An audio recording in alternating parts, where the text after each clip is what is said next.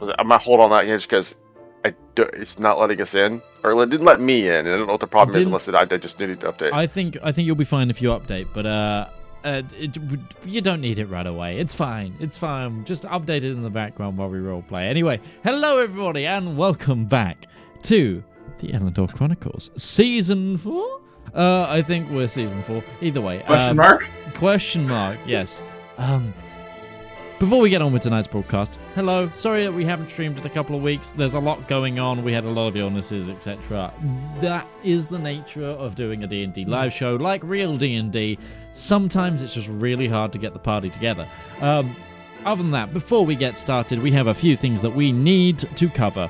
First of which being, if you want to support the show, the best way you can do so is either by becoming one of our Twitch subs or joining us on Patreon. Patreon gives us the biggest slice of the pie and helps us create more shows like this one. It also allows us to do things and fun things, such as, creating a royalty-free for everybody to use soundtrack you can find on all places you get music, including Spotify. Just go listen to it, and hey, if you want to use it in your projects, you're absolutely fine to do.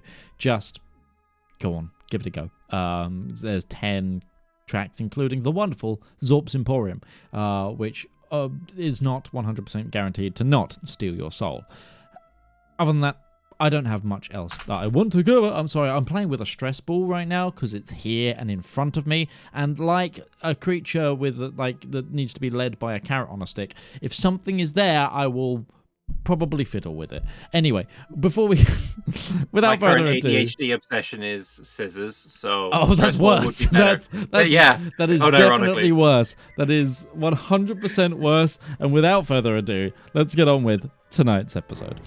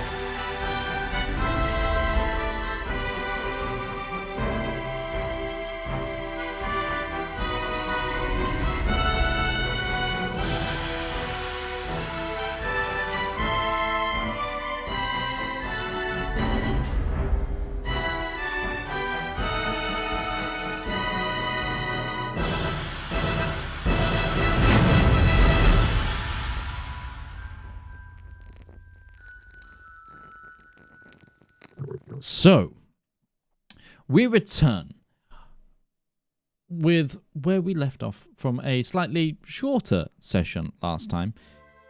Our adventurers had scaled a mountain within the Azdakian Caliphate after they had been given a nudge to head to the lair of a fabled ice witch who had long cursed the Caliphate, as she is said and rumoured to be one of the only living entities from before the summit. And in a final divining vision towards the Caliph himself, Oasis, the Mother Wild, told the Caliph that if you were to ever enter his halls, that he should direct you to her. So, with vagity, but the promise of answers, our adventurers trekked the ice sheets and found their way to the Ice Witch's lair. They scaled the mountain quite proficiently thanks to a combination of using their ritual boon from the Platinum Chalice and from Breton just being an absolute powerhouse at climbing things. He do the thing. He do the thing. You climbed the lair and were confused as to the lair itself being empty. There was no sign of the Ice Witch, yet there was signs of life. The place had been lived in. So you set about searching the location, working out what had happened. Eventually, you discovered that The Ice Witch was mid-ritual, and if you were to speak to her, you would need to thaw her out. The puzzle in front of you took a little bit longer than perhaps you might have expected, but we left off as the ice crackled and crunched as the magic potion poured on the Ice Witch herself began to thaw her out. Before we get on with the actual discussion and conversation that we're about to have, I have to ask you guys a question to possibly give you inspiration. Please. Now, I listed a number of creatures that were frozen in the hallway in front of the lair. Can you give me one? The dragon was one. I remember a dragon there was a specifically. dragon. There was indeed a dragon. I will give it to you. So, What color? That I don't remember it being described. it was Bones? it was bones of a dragon, yes. Mm. So, That would explain What a why. guess. I mean, yeah, I had good memory. either way, you've earned yourself a party inspiration to be spent. Remember, those expire at the end of the session. So, we left off as Ruby and Breton began spooning, ladling the Ice Witch with the ancient potion. One's a healing potion, or a healing balm or salve, because it needed to be poured on, over to complete the ritual to thaw her out. Again, the ice begins to melt around her, and her completely crystalline form is now replaced with a dull white-blue skin. Her hair still the color of ice, and she seems to take a more humanoid form. She begins to almost, as more and more life almost returns to her, she begins to also forcibly crack the ice off of her, almost like a caterpillar shedding its skin.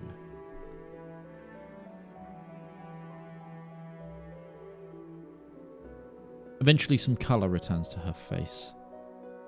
And her pupils still like an almost dull mauve color.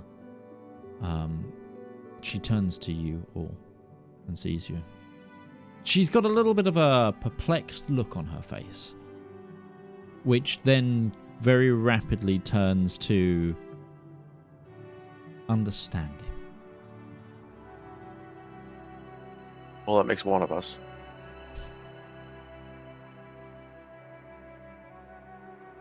I wasn't sure if you would all come, but it is as the mother said. I welcome you. Thank you for completing the ritual for me. Sure, no problem.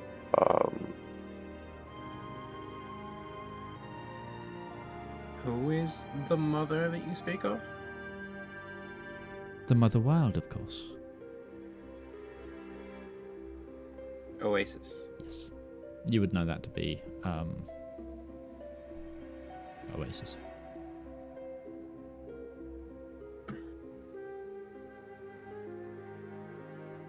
Did she tell you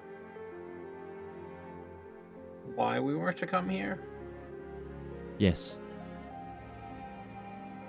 She spoke of a great divergence in the paths. That we were about to see another fleeting moment in which the course and fabric would change. She warned of your trials and said that some of the knowledge in which I keep would be able to help you in the upcoming battle.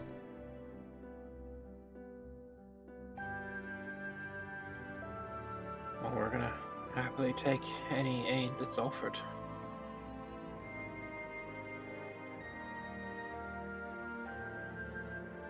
She begins to press a digitate around you, or something similar to it.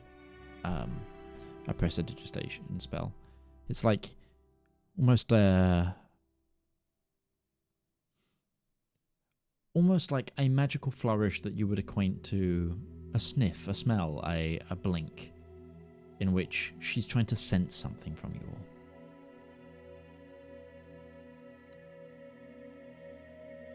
Ah. You have traversed the plains.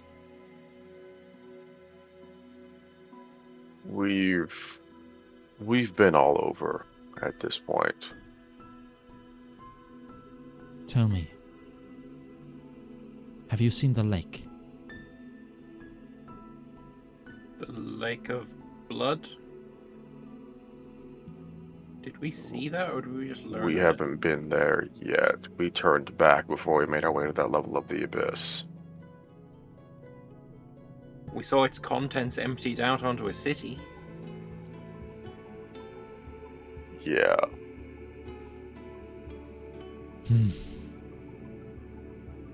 We thought we found the way there. There was a path through mountains on a level that we had discovered, but we felt that it might be more than we should personally take on at the time.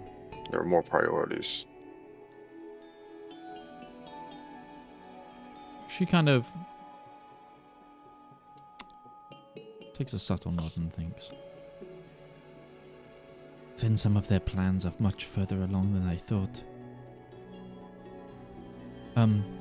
Forgive me, what year is it? The current year. Which We off the top of are- my head, I don't know what the year of the campaign is. 1422. So it has been 3 years. You've been in ice for 3 years? That is when I was last visited. Yes. It's a little longer, a little shorter than that, but yes. I'd like to point out that Ruby is not smiling. She's actually staring daggers at this woman. Okay.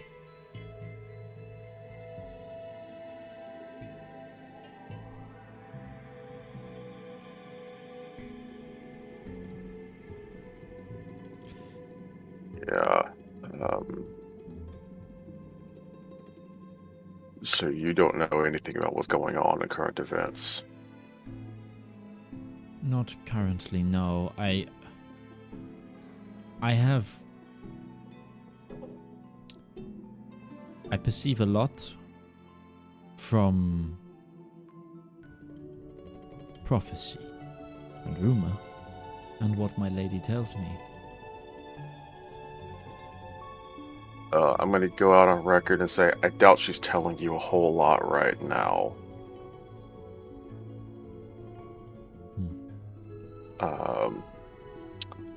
Yeah. So we're currently facing the apocalypse. That is where we are at the moment. The seals are broken. One remains. And demons rain from the sky, which, speaking of, while we were attempting to ascend the peak, the summit here, we found that there was some form of cloud, seemed to be patrolling the peaks. There was eyes in it, like it was searching for something. We weren't sure if that was you looking for people trying to ascend, or if that was something looking for the entrance into your home, or what, but it was out there. That is nothing of mine. She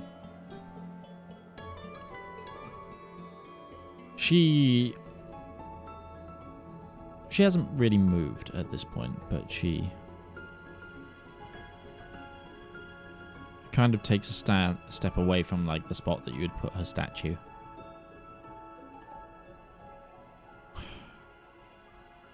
It's worse than I could have imagined.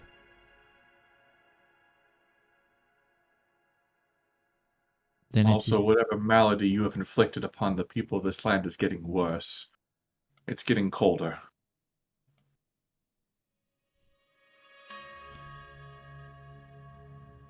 She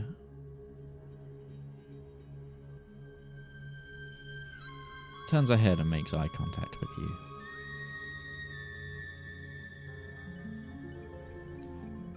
It is worrying to hear that it is getting worse. But it is not a malady of my doing. The people You seem to think it is. You didn't curse this land to an eternal winter for transgressions against nature?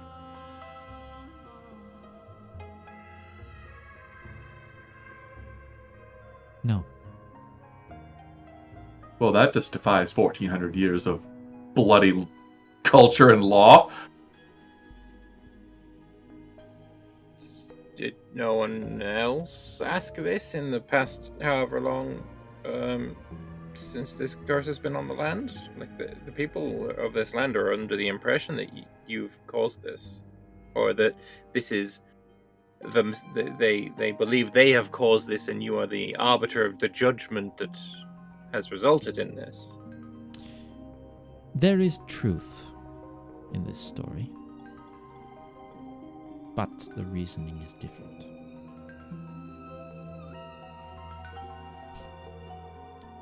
She looks at you, Valymr, deeply. Normally it would take some explaining, but I can see that you wear it on your face, that you understand what the Ruakars are. Not just on my face.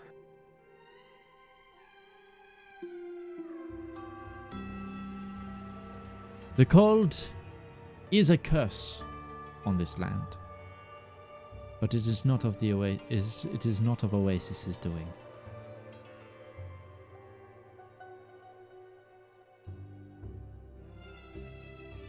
In the histories, in the time before, the Azdak were allies, supporters of the Assembly of the Apocalypse. Those very foes that you fight today, in one form or another. The cold of this land was to make the region habitable by certain fiends and demons. Those who hail from ice rather than fire.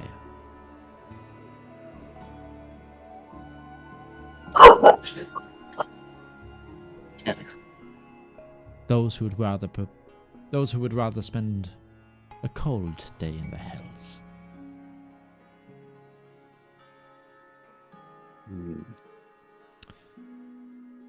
Well, in the same way that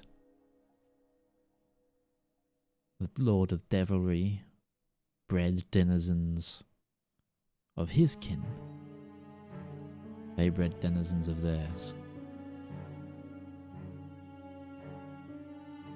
The freeze, the ice of the Caliphate.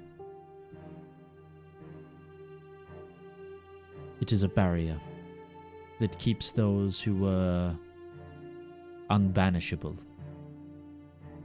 deep and out of reach. I am a conduit of Oasis's power. I harness more neutrally aligned elemental colds to keep the corrupted cold at bay. Normally I only need to undertake a ritual every 10 years, but by the fact that you have... She's like taken an assessment of the room. By the fact that it's only been 3 and it seems my power is already waning, if it's getting colder, there is a lot more at stake. And I don't think my normal rituals are going to hold. But I doubt any rituals are holding. No, even the oases in the deserts are shrinking as the oasis's influence also fades. It's happening everywhere. The things that we experienced in Atria if that is evidence of what is going on everywhere, then things are getting far worse, far faster than they're getting better. As for the story that you point to, Miss, it is easier to defend a place as important as this if I am seen as a evil creature not to be messed with than a place of pilgrimage.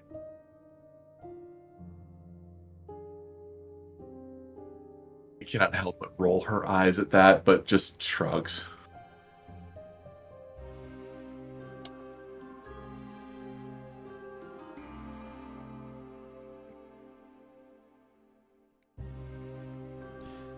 I have been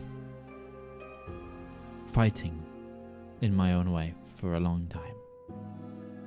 I have done many battles with various cults of the apocalypse. And a long time ago, some allies of mine, who I used to adventure with, much as you yourselves are adventurers. I will quirk a brow from her. We came up with a plan to prevent some of the cults from completing some of their missions if everything was to go poorly. In a moment like right now.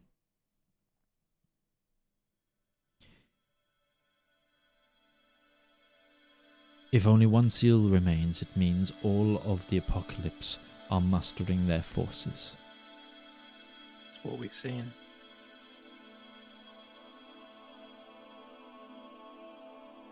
It seems like the gods are doing the same. They will be.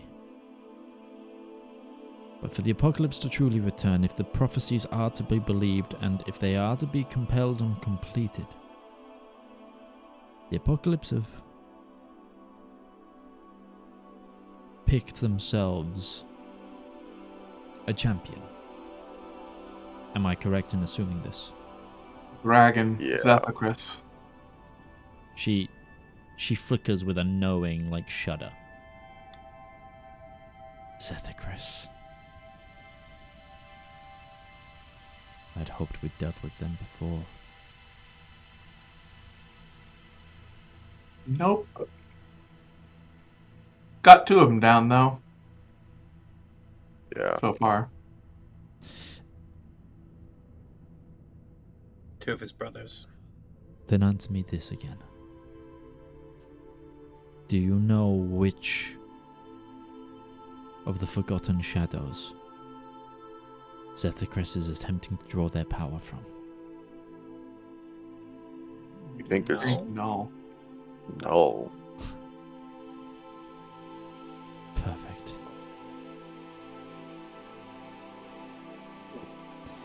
Zedaar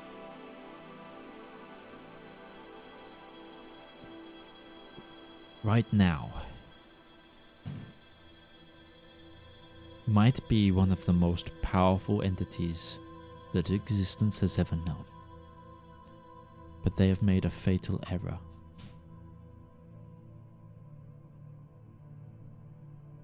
If what you say is true, and Zedaar is harnessing power of Null, they've gone against a fundamental fact or factor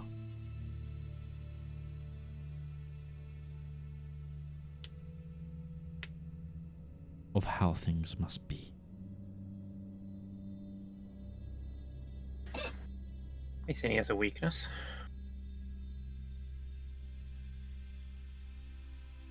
I'm saying you might be able to weaken him for when the time comes. Zedaar, what do you know of them? Historically speaking, what have you found?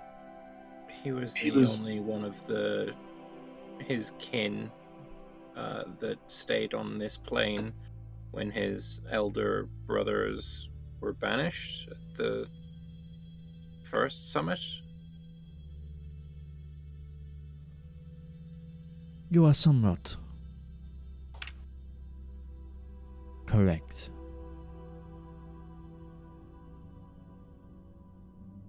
In the histories of the Shadows,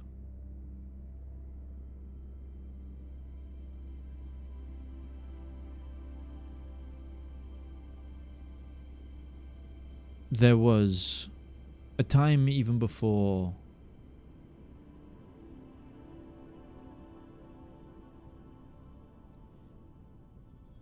there was a time before the gods. There was a time before the devils and demons. And in that gap between the elements and the shadows, there were dragons. You see, Zedaar is a servant of his own kind. His soul is already pledged. Therefore, To dragons? to the force that created the dragons, yes.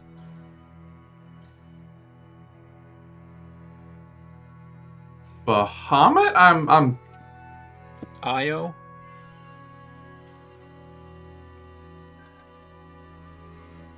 I don't know if that name got changed in the God Reaper. I'm not confirming. Midgeman isn't confirming mainly because he needs to double check which name. He is already an appointed hero. So he's double dipping. Oathbreaker. She says hero. Ruby just. Yeah. Hero. Yeah, I'm not saying it. We need to talk to his original patron person and get him to abandon. Or we have to ruin his source of Nullian power.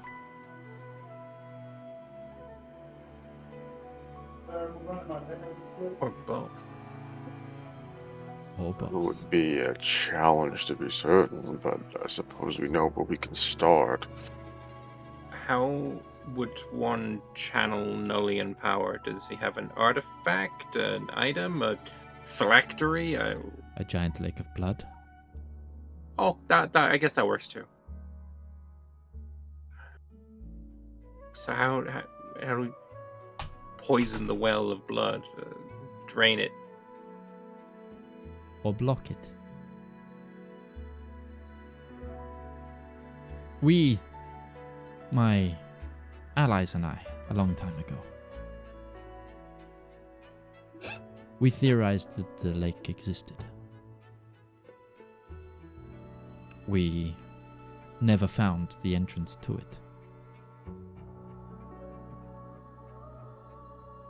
We had the idea that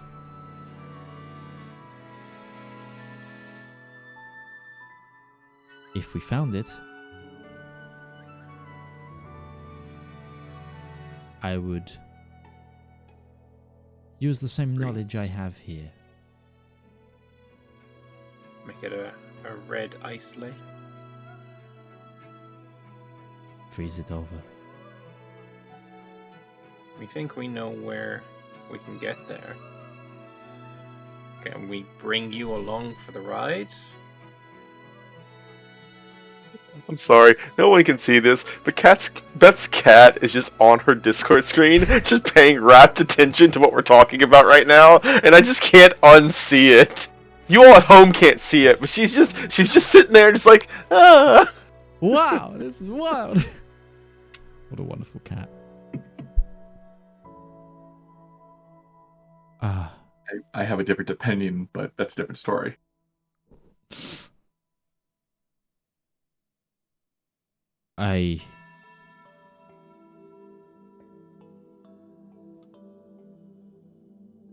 wouldn't go with you properly.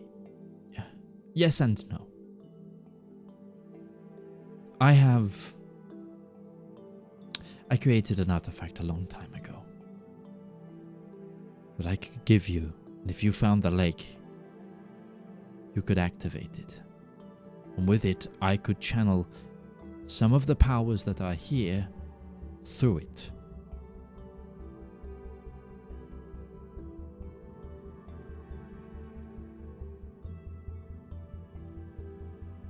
Okay. Freeze the lake. Freeze Nullian support for Zedaar. Weaken them. And the thing as well, we wouldn't want to have Zedaar get suspicious. So it would be a case of finding somewhere to stash the artifact until the time comes. A bag of holding should suffice. It's a separate dimension, sealed. Yes, that would be a good way to transit it, but I mean, before you made any plans to challenge Zedaar.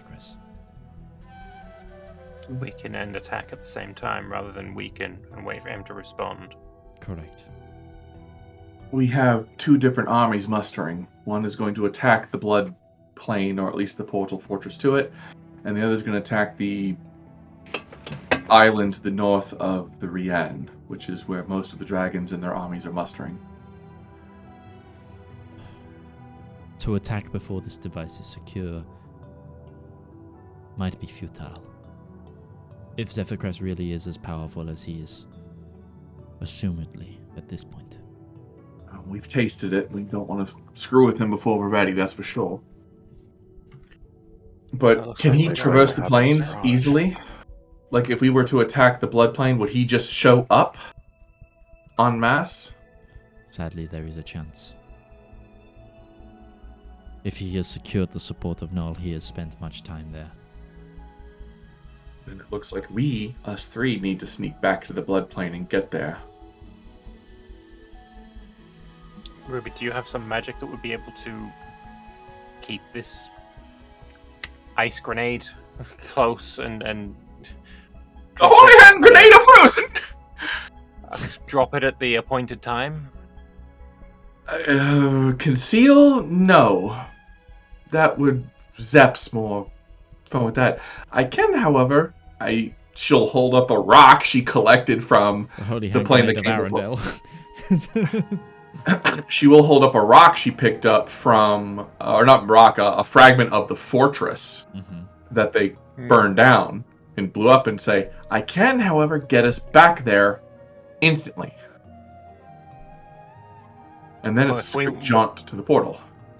The problem is we need to be freezing the lake at the same time we attack Zedaar. So unless you want to spend 2 real high level spells to teleport there, drop it in, teleport back, fight the dragon. No, if you can get it in there undetected, or at least feign an attack that fails, just as long as the artifact doesn't get affected, I should be able to control it from this plane. Okay. That's a really big risk just to Big take ask. on. Hope it works. Yes. We've been thinking a while now that we're going to have to deal with both, and if we want to handle the forces the best we can, then maybe dealing with them at the same time is the way to do that. I mean, I wouldn't want to go up against Zedaar should the group that would attempt to deliver the freezing to the lake fail, but I mean, this is a situation where if anybody fails, we all fail. Yeah, we definitely have to be the ones going to the lake. I think we can do it. So, with this artifact that you give us, what do we drop it into the lake and then at the appointed time send you a message and then you snap your fingers and boom, it freezes, he loses power? That's a very vague way of saying it, but yes. Okay. I think we can get there. I think we have to. I can move us around pretty quickly now. I'm stronger than I was then.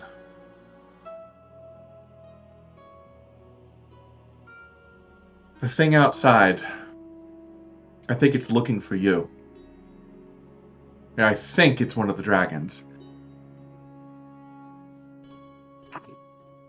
What's left? The fire one, the emerald one, and the... I forget off the top of my head. This is Beth going... We didn't The Crest is check. obsidian. We got emerald and ruby left. Yeah, We didn't get a chance to look at it properly, but if you've been holding the cold at bay to prevent it from acclimating to what these demons wanted, it could be that the forces that have not been able to get into this plane up until now are looking for her now that they can get into the plane so they can stop her from getting involved with their plot. I think this might be another instance of that. Oh, maybe. Just for my benefit, because last time we played, I was a little bit in the middle of pain. Mhm. There's a dragon outside? There was a giant, No. cloud with a draconic eye in it. Oh. It was a draconic eye. Okay, well that lends itself to being a draconic presence. Yeah. Yes, it was like the idea was like it was the shape of a dragon's eye, but it was like pure energy. Okay. I think somebody's looking for you, ma'am. It was like imagine giant eye of Sauron in a cloud floating around searching, I do remember that. made of electricity. If I remember. Okay, correctly. that electricity. What? I have no idea. Well, it won't be the ruby. It won't be. I can't pronounce that. Emeralds. Emerald Ruby, one of the two. Gosh. I don't think Zethacrest is looking for her personally. Yeah, So. I mean, I would have assumed Xenophares, but he did as fuck. Wait, I've only got 5 of the dragons named, and there are 6 of them. Is there one that we never learned the name of? Are you think it's sure only about 5. that? Well, I'm sure that I've only got 5 listed. Yeah, they're the scions of the gemstones. There's only 5. Zethacrest and Afarius, Ziamanop, Zusug, and Zadastidia. Zintistos. Yes, there Those should are only be those are 5. the 5. There's only 5? Okay, I'll edit my... Yeah, I'll Obsidian, edit my- Topaz, Amethyst, Emerald, and Ruby. Okay. Yeah, there is no sapphire gemstone dragon, despite that being an actual gemstone dragon. They do not just. It's not just like, yeah, these are the ones that exist. There's one of each color. It's like, no, they're their own thing. They have their own thing. Mm-hmm. Okay.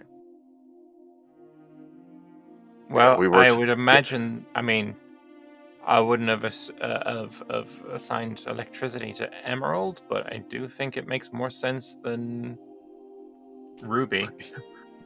By order of elimination, if Zintiestios is known as Zintiestios Fire Breath, and there's only one other one that we should assume might Yeah. have that particular property. Zosug. Got any information about Zosug? Does he do electricity? Let's focus on the topic at hand. There's something hunting for you. Are you going to be concealed well enough? Or do we need to go deal with that problem? Without knowing what it truly is, hard to give you a definitive, but Giant cloud of lightning with a dragon eye that looked very intense, and it was looking for something. The most I can really give you. Did I see this dragon eye? Nope, 10 feet away. Yeah, fair enough. yeah, blindfold. Yeah, This is an artist's rendition, and it's just an eye of Sauron drawn in crayon. Yeah, even our closest was like 500-600 feet away. Yeah. So I'm not sure if you saw it at all. No, Okay, we no, I definitely. wouldn't have then. But this lair has served me for thousands of years. I have defenses. Out of curiosity, because I do still have the blindfold on, am I seeing anything special about her? Special how? What are you trying to Yeah. perceive? Is she what she looks like? Is there anything about her that is with true sight? Like, is she a secret dragon? She's or... not a secret dragon, no. No. But I don't know, anything like extra? She's plain touched More than normal in some sight. way, you would say. But no, it's like she's got like in the same way that the shadows from like the statues form like a little bit of a shadow, but only in the ethereal. It's kind of the same, but she's got a bit of a shimmer to her. Okay. It's very much like looking at Ulfric. Okay. We were told also that you knew the hero before he became the king that never was. She smiles slightly. I traveled with him, yes. It's part of your party, wasn't he? Yeah, I thought that. I figured. Don't suppose you Don't ask her. name? Don't, no.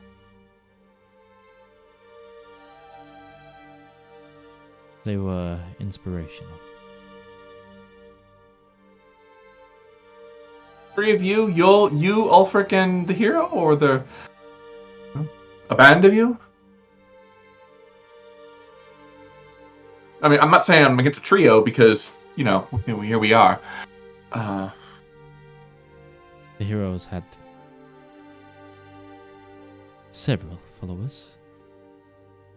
Put a number to it. There was 6 of us in total. What were their and your names? Not his, obviously, you can't tell me that one, but at this point I don't even want to know it anymore. It was Ulfric. It was myself. Give me a moment while I find my notes. Well, she's Salwa, right? Yeah, she's Salwa. Sauron? I knew it! Salwa.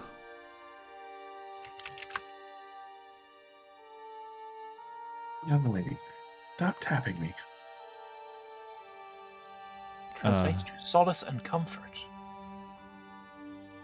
There was Gilliam. Gilliam de Fionia? That Yes. tracks. Works. And the Iron Duke's dad. Actually,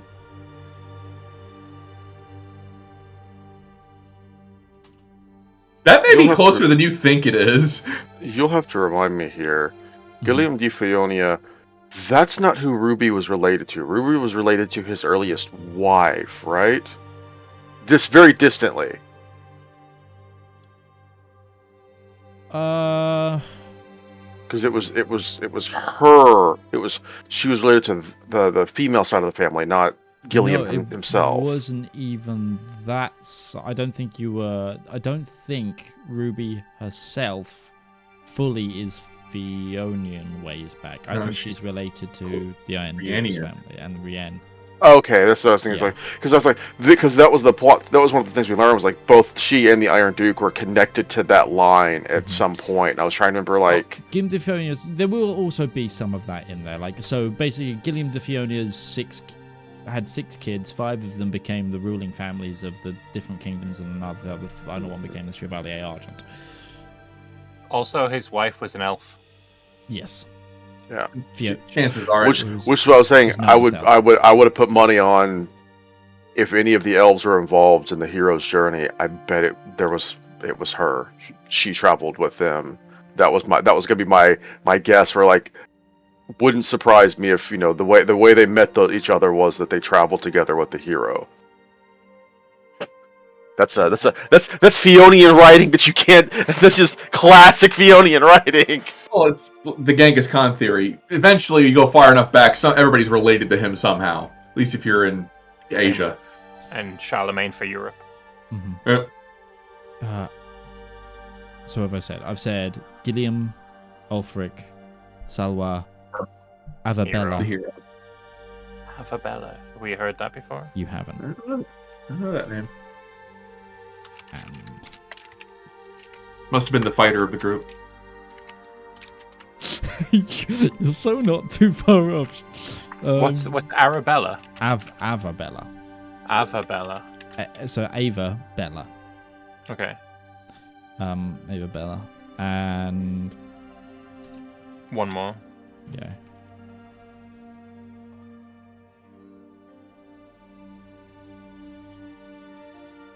Just Phil. Chad. PHI. Every group needs an everyman. This was John.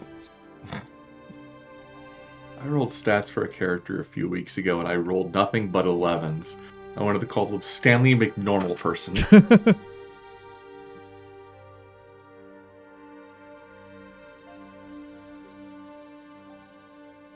Hey, go standard human, they got 12s across the board. Don't work with that.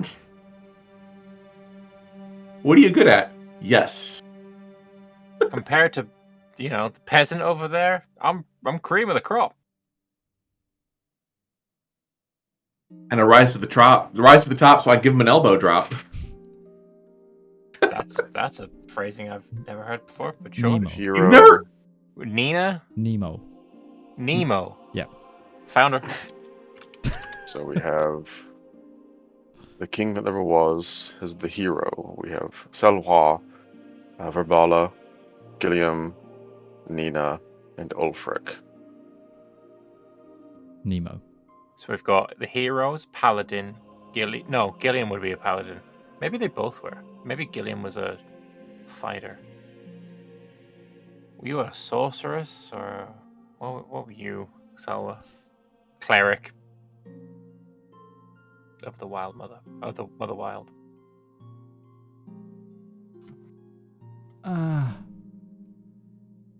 It has been a long time since I referred to myself in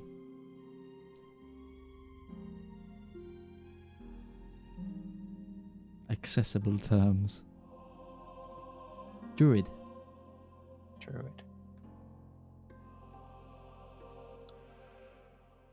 Ulfric the Bard. They were not the only people who adventured with us, but that was the founder group. We know what a rotating door of a party adventuring can be. Make sense? You all traveled together. I'm guessing you all traveled together, and that's what started to build his legend, wasn't it? You traveled together, you helped people, and as you did so, people started to see him in a different light. I owed them a life debt. They were the ones who freed me. Freed you? Like many of those who would end up fighting under the heroes.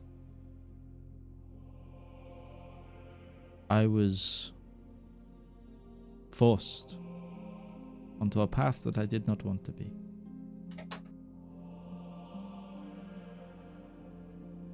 Many of us were in servitude to those we ended up fighting against. Others were friendly allies, but the hero began fighting way before the so-called heavens opened.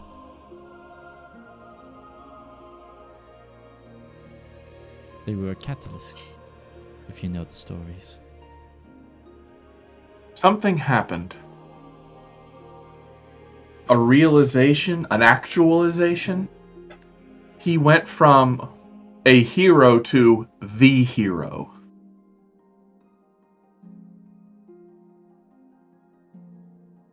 Yes?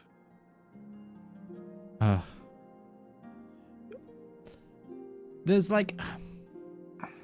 You look at her and she's got like this kind of like nauseous feeling about her as she's trying to remember.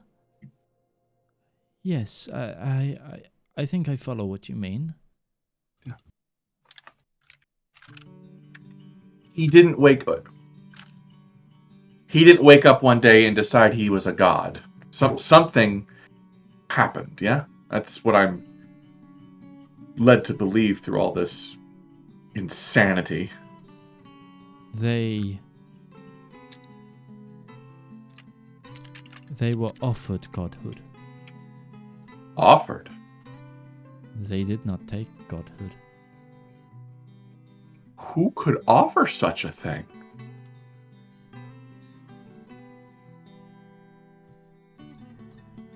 Everybody. Collectively.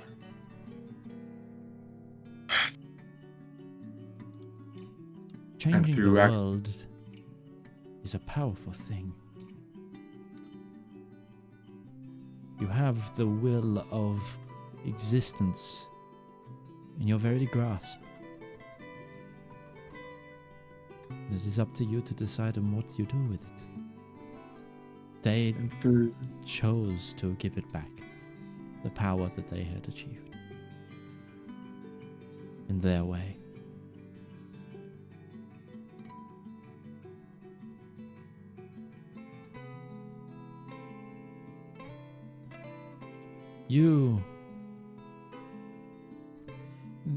The Salwa looks really pained as she's trying to remember things. You keep saying he. Most of the current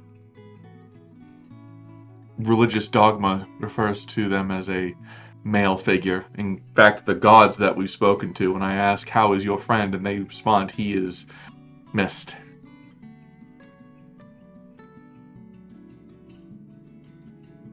Also, the attenuate of the king that never was. That too, yeah.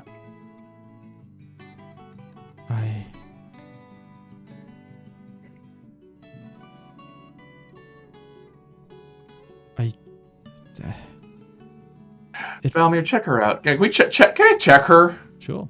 Yeah. What would you like to do? She's staggering like there's something magical afflicting her. Yeah, possibly.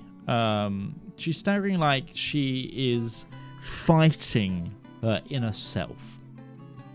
Is there a way to see if somebody's had the spell Modify Memory applied to them? We do know that certain knowledge about the king that never was intentionally made to be forgotten. So it might be that she's just struggling to remember that amidst a world that is struggling to keep that from being remembered now. To answer your question, Valymr,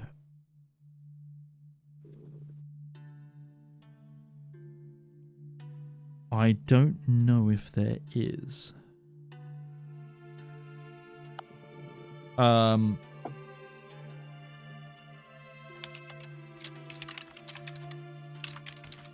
But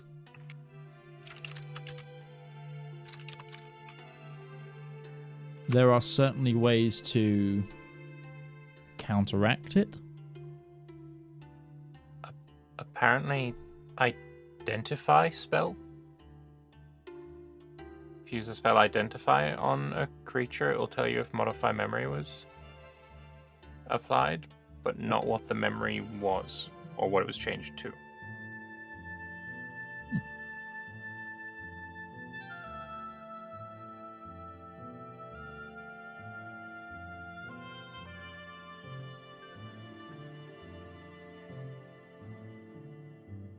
You have your answers.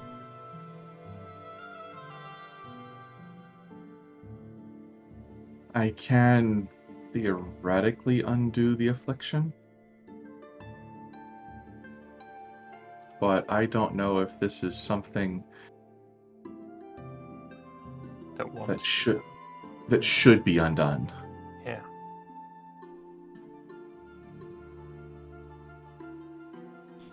But anyway, she continues to battle with herself before she looks at you, Ruby. I think you're only half right.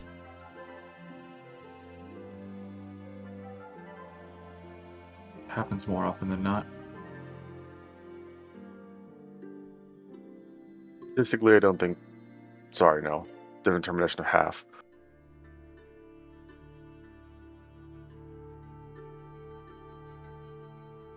That's a joke only I would get and find funny. And you know what? That's fine. We live for those moments, you know. The heroes.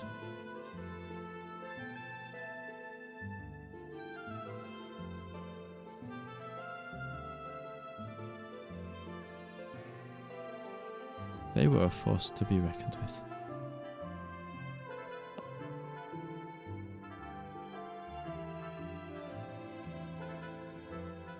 So are we.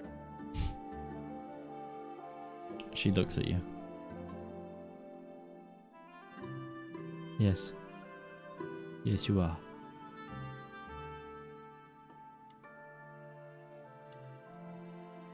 Okay.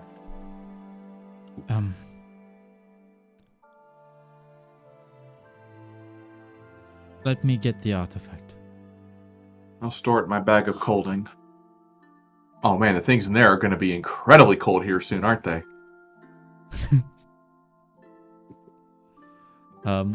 She goes towards the secret passage where you guys went to, where the tree was. And she takes... Oh yeah, the tree's gonna want to know she's back. Well, it's going to know she's back in a moment. She walks into that hidden grove.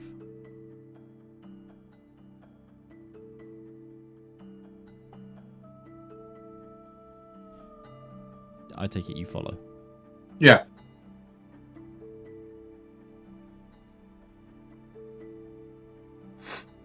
Hello, old friend. She then begins to speak in a language I don't think... Does anyone here speak Sylvan? I think... No. Yes, I do. Hey, Valymr, you understand this. These friends are here to complete what myself and what Nemo started. Do you still have the gemstone? And you then hear like a creaking from the tree.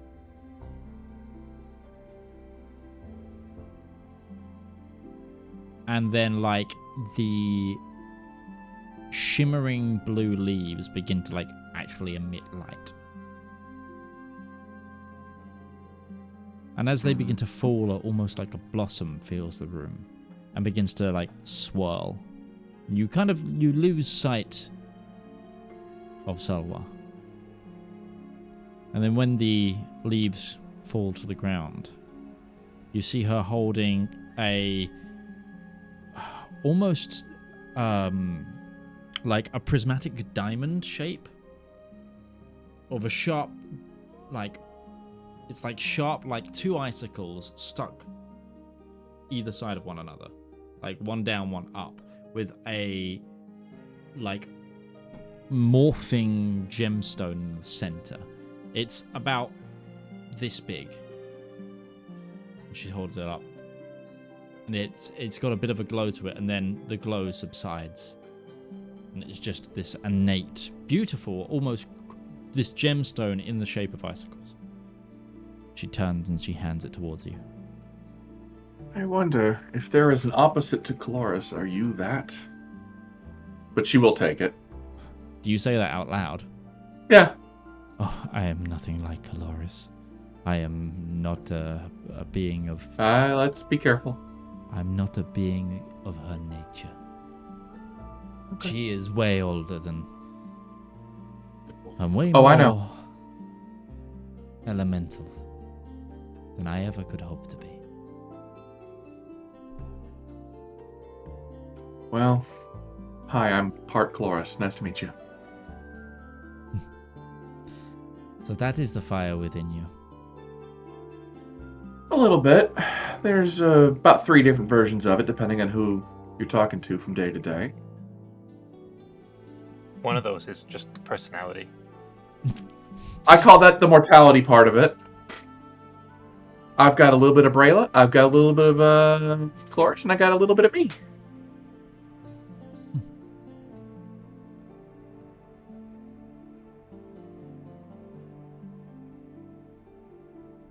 What's this artifact look like? I'm sorry. It's like a torso-sized, double-ended icicle gemstone. Torso, because that's not going to fit in the bag of colding, then, right? Well, It can hold it's not, 500 not pounds. in width, in length. Yeah. Oh, okay. It's probably like what, 2.5 feet. Yeah, sure. Into her bag of colding. It's the length of a toddler. Well, it'll be home in there for a while. It's a very elongated diamond-looking thing. Why were you doing Monty Python? Sorry. I don't know. I called it a holy hand grenade of cold. Oh. Yes, that's right. So that's been going there. Okay, fair enough. The number of the ice shall be 3. And she... Is there anything else I can help you with? Any questions? Anything gone unanswered? Gone unsaid? One of the things we were hoping to do to keep this from happening again is trying to forge new seals. Mm-hmm. We've looked into the process, we understand a bit about it, but it's something that is not very well documented, nor not very well known to the people who exist now. If you traveled with them during this time, were you there when these things started to happen? I don't suppose if you have any other interior knowledge of how we might be able to accomplish that.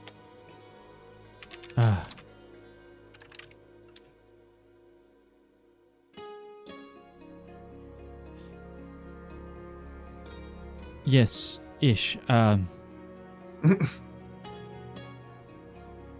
didn't help, but one of us, one who traveled with us, apprenticed to the Thundersmith during their creation. They might have written it down, or they would have some insight.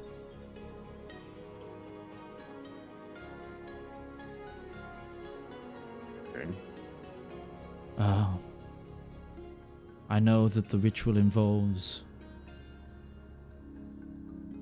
cosmium. Got that. It involves Blood of the god. the imbuement of a god's power. Got that. The ritual. That's what we can't figure out. We have a good idea of where to go, but we don't know for certain.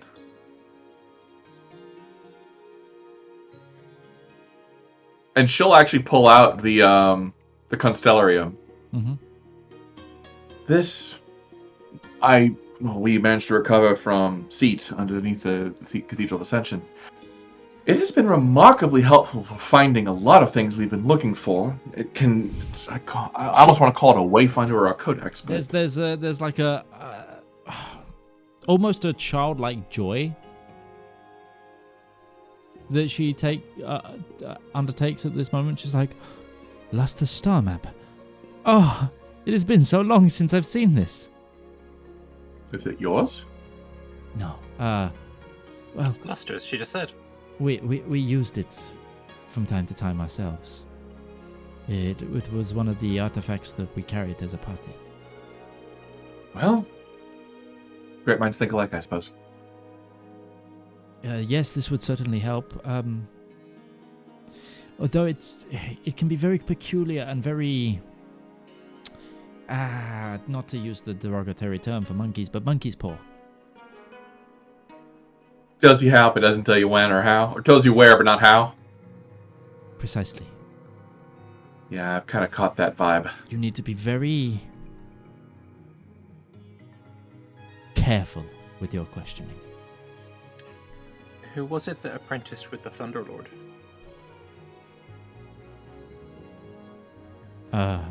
Avabella.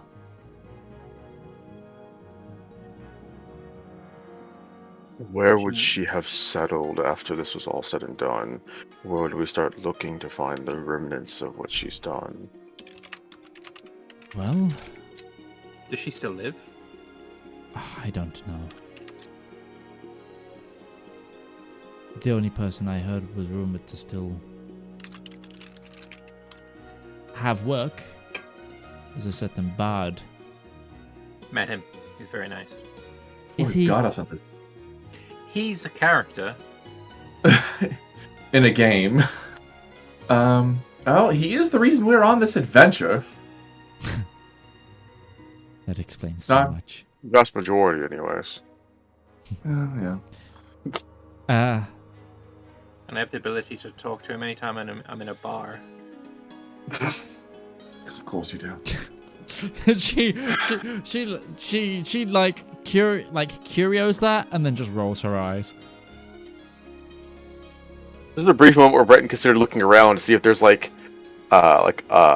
table and a couple of stools and some drinks behind it. Like, what classificate? What makes a bar? Can we just get the gang back together for a conversation? If Valymr recalls how the interaction works, you have to give 3 electrum to the barman and say a specific phrase.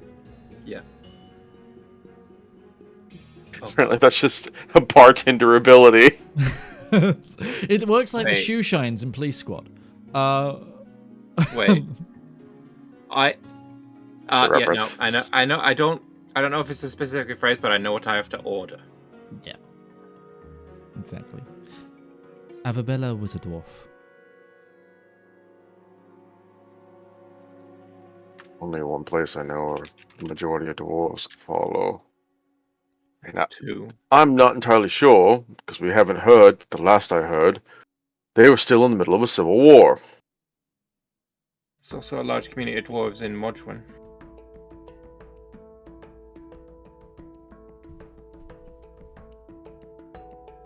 I feel like if Avabella had a history in Marchwin, that name might have come up. I might have remembered that name more closely. She went with her people and founded I think it's believed to be the Zedaar. Okay. Well, her descendants are currently not quite happy with one another. Well, she was always a rambunctious one herself. She was a dwarf. That's speciesist. Oh, stop it. I get a pass. No, No, you don't. I like the idea that Breton and her said that at the same time. Yeah, Ruby was there with it too. No, you don't. If we did have an idea of traveling to Kensek to get the potions of psychic resistance and such. It's on our to-do list. Yeah, there is a tunnel through the Underdark that was well maintained. Part of our job is to maintain it. Tunnel towards the Zardom. That would also require us to travel across the entire length of the ocean. We are already, for lack of a better term, strapped for time. That is a distance of, and Midge, you'll have to chime in here, several thousand miles. It's faster underground. It would be a couple of days. If you were to take that tunnel, that would be a week's journey. Weeks journey? It took us months to just get across the Rien. Yeah. We maintain it better than the Rien ever did. And we had The speed is about half that of the skyship to cross the channel. Sorry, No, the other way that's- around. So the skyship is Double. half of what the tunnel is. We And I can make believe that a it cost you a post-campaign week thing. to get across on a skyship. That's much faster than I would think to cross underneath an ocean at that distance, because we had a pretty fast wagon to cross the Rien, and that still took us a couple of months. With it being dwarves on one side, would there have been somewhat of a rail cart line? It's Not necessarily train, but Like It's something of the sort. right. It's not trudgery, you know, it's not walking. There is transport. Yeah, it's railed. I get that. We have the means to teleport around. I think we should try and utilize that as much as possible. Yeah. We should still go to Kensek. Absolutely. I'm that is an important thing to do. I don't know if traveling underground from Kensek to the Zodom is the call. If we can just get to Kensek and then get to the Zodom. Well, I might be able to find at Kensek things that will aid us in getting the teleport into the Zardom then. That's Either fair. a teleportation circle or items that are from the Zardom. You would be able to, yes, either that or you'd be able to find a connection. You are pretty sure that Valymr, I believe you've history checked this before. There were times when like the tunnel wasn't enough, getting missives or whatever back and forth, so teleportation was still a means that was utilized in Kensek. It's tunnels mostly for cargo. You can't really teleport cargo. Yeah. So that's more for. Should be able to find. You I can, don't think but Ruby, not- you do not have a. possible. Yeah, so technically, I think you can just teleport cargo. You can, but it's not as in cost bulk. effective, yeah, for bulk Yeah. goods. Bulk Depends goods, on what's the level spell you want to use. I mean, Also I'm true. thinking entire train worths of cargo. But.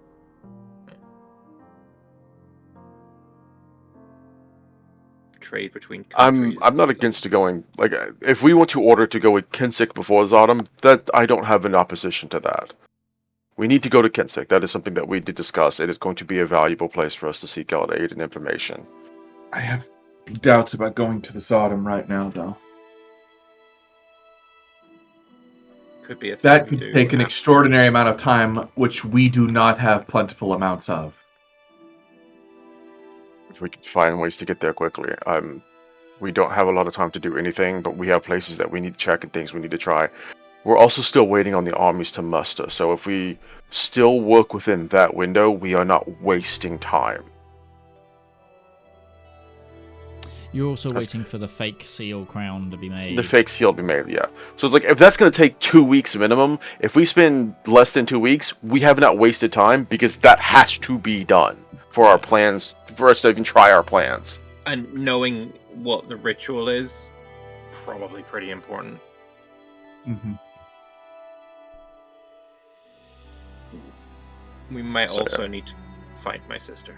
Just... Sure, sounds fun. So if she inevitably tries to kill you, or is that something where we're supposed to stop it, or we're supposed to just let it happen? Are we supposed to just watch and see how you handle it yourself? Like, is there a decorum Well, she that we're has supposed to killed maintain? me. Like, she's killed me, and then I tried to kill her, and then I left. So, I mean, it's unfinished business. Have you all eaten today? Yes? At the bottom of the hill, bottom of the mountain. Can I I? imagine it's. Yeah, I don't imagine there's a lot of cooking that we could do on the steam wagon. So it's more like an ice cauldron over there. with sure, steaming. we had coffee. Coffee's not breakfast. It is in my world, damn it. It is in mine, too! Actually, I don't drink coffee, so Nor do I. I don't drink coffee either. Nor does Valymr. well, Valymr doesn't like coffee. welcome to a group of tea drinkers. Anyway, Coffee. It's caffeine. Please And allow nothing else. me to make you some food. I appreciate that. Sure, we're not going to turn you away with your hospitality, and it gives us more time to talk as well as we try and plan out our Yes. next move. Culinary expertise of, 1400 years sounds pretty nice, actually. I'm older than that. At least. How old are you? That is a really rude question to ask a lady. She just admitted to being I over think when you get- 1400 years old. I think there might be a threshold. Yeah, I think you get to a point where it's rude, and then it goes past being rude, and then it's just like, damn, nice It's- fucking going. I think once you stop keeping track of how old you are is the point where it's no longer rude to ask how old a person is. It is definitely difficult to say. I And we were in and out of the planes and linear time so much. I imagine the wonky time of the green and pleasant day doesn't help with that either. No. If you were to acquaint to linearly how long ago I was born, several tens of thousands of years. That's a long time. Like I said, damn, impressive. But in terms of how many days have I seen? Under 1,000. Wait, how many days she has seen, or how many seasons she's seen? Well, she's just been asleep for 3 years. Mm-hmm. And I imagine that happens relatively frequently. Well, I mean, if she's seen less than 1,000 days, that's not even 3 years. Sorry, years. Yeah, not days. Yeah, it's like so. Hold on, you're over 10,000 years old, but you've only been conscious for 3 years. That's Yeah, so like. that, Do you wake up for a year like every century or something? Look, yeah, Not even that's century. my bad, A that's my day bad. every century. a normal person spends a third of their life asleep. So, Shut up. Sorry, yes, I meant years. That's That's a more DM slip reasonable right of a there, number. DM So slip. we need to fact check that one. That sounded incredulous enough that we're like, wait a second, GM. I don't think you thought that one through, No, I or didn't. you may said the wrong thing I there. did say the wrong thing though. That's totally fair. No, like, if I were to put a guess into linearly how old I am, 900.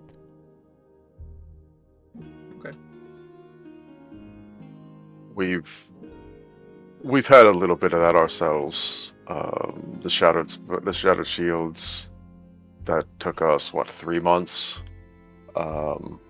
comparatively, and there was also the time that we all theoretically, supposedly, we traveled to the fugue plane, the plane where souls go when they pass on, and evidently there was some claim that we passed on in the process, and yet I feel like a resurrection must take place for that to be so, and I don't know if any of us have actually been resurrected, but, Traveling to the sometimes- afterlife while alive does not qualify as dying, looks at Valymr. I'm just saying I have more experience with it, so maybe listen to me.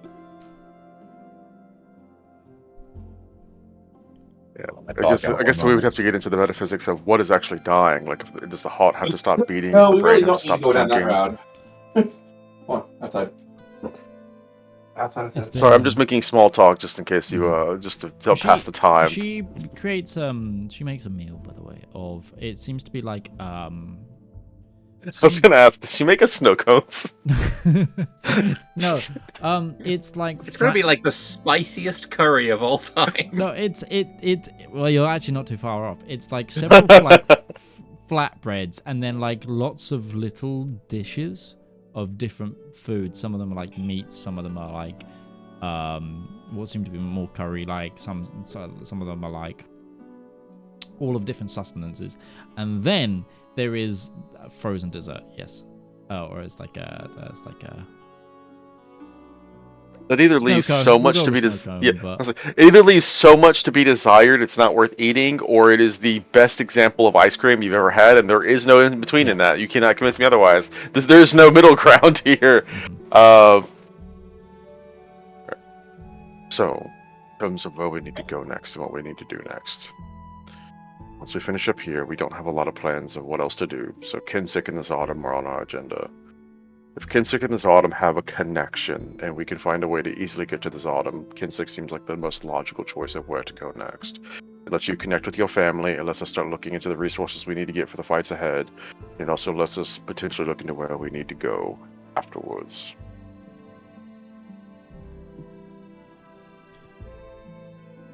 I don't suppose she has a circle sequence for this autumn. That would make my life much easier if we have to go there in a hurry.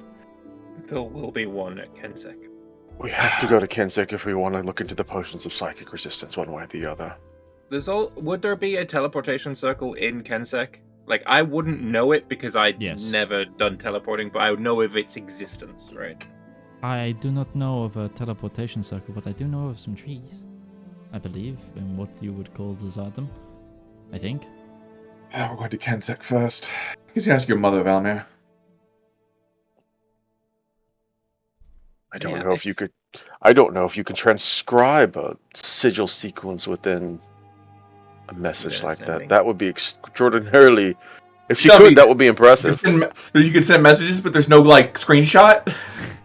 It'd be the equivalent of has anybody played Keep Talking and No One Explodes? Trying to explain all the little weird pictures. Yep. It's like it looks like a star, an E that ends in a candelabra. It's like good luck trying to use that for a sigil sequence for teleport. That's so also, good luck doing that in 25 words or less. Actually, I believe Valymr is the solution to that problem. He's been there. He knows it. I can give him the rune, and he can cast the spell from a location he knows, and we can just teleport there. Even if he can't, Kensek is under the Eladrin Empire. I imagine it'd be easy to find a sequel to get us there. There is a lot of trade that passes from the Zardom through Kensek. It is the main artery to get Zardom goods into the Eladrin Empire.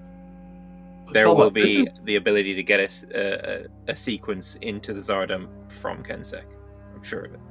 I like the curry sauce. Have you considered using a coconut paste? Korma is the worst type of curry. Let's be real. Coconuts have not existed in naturally in Aztec for many years. Just slash Valymr. And as you can see, I'm not one to import stuff. Sorry, coconuts are a tropical fruit. Why the fuck? We're England. Like, why would coconuts ever be here? Are you to suggest that coconuts can't migrate? I will throw you out of this building. You see, if you get 2 unladen European swallows and 10 the table. Oh look, the table broke. Let's continue this conversation. Never. No, but you do have friends that bring stuff to you. You know, sycophants who think that you curse the world. By the way, I would really recommend you try to revise that part of history, because you might have some upstart adventurers trying to kill you for thinking that you curse the land. She was almost one of those. See? She's not big on capital punishment for generations beyond the realm of the sins of the father do not pass to the son. I'm very much in favor of that mantra being accurate. Is those who are in the know who are in the know. They tend to be the ones that bring me what I need to continue the rituals, etc. We do it under the vain threat of if you do not get me these things, I will curse you for 1,000. You will be plunged into further eternal. It's I hear the wording now. It's like, if I do not receive these things, the cold will grow worse. It's never that I will make it grow worse. It just will happen. They just have to imply it. It's implied. It is protection. It is somewhat dumb. I would be remiss to say that adventurers didn't try, but they never succeeded. And before you jump to any conclusions, no, I did not kill them. Does not make that implication. You had it in your eyes. Before I came up here, all I knew about you is that you were some sort of ice hag who threatened to freeze the entire country because of the sins of a country that didn't really exist yet. Sorry. Forgiven. To be fair, they've been perfectly cordial about everything regardless, so... just being willing to speak with people does go a long way. They seem like nice folk. You could probably tell them that you're a friend. And, hope and aspirations go a lot farther than fear. Well, should the apocalypse wane, perhaps I will endeavor to change my reputation. Hey, then I am successful in my day. I wanted to make this place a little bit warmer, and I have done so. Not literally, of course, because it's still bloody cold out. Alright. Is there anything Which I want to point out, this hasn't been commented on. Our scout is still here with us. because we brought her in and has just been privy to this entire conversation. Yeah. So, can a Breton just take a look at her? Has her worldview been shattered yet? I'm not even going to require you to insight check this. I didn't think I'd need to. I thought that might be a little obvious. It's...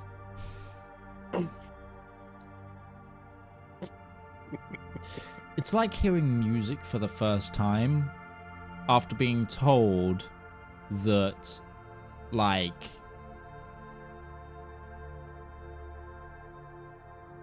Like growing up with bluegrass your entire life and finally hearing rock and roll. Yeah, that's a really good way of saying it. Your guide, she's just like kind of... She's got one of like the flatbread and she's just kind of slow swirling it through the plate, eating it, and every bite she's like... And then like going into an existential zone out, and then like going back to the like she's just like... Even the surface information is kind of just like blowing her brain.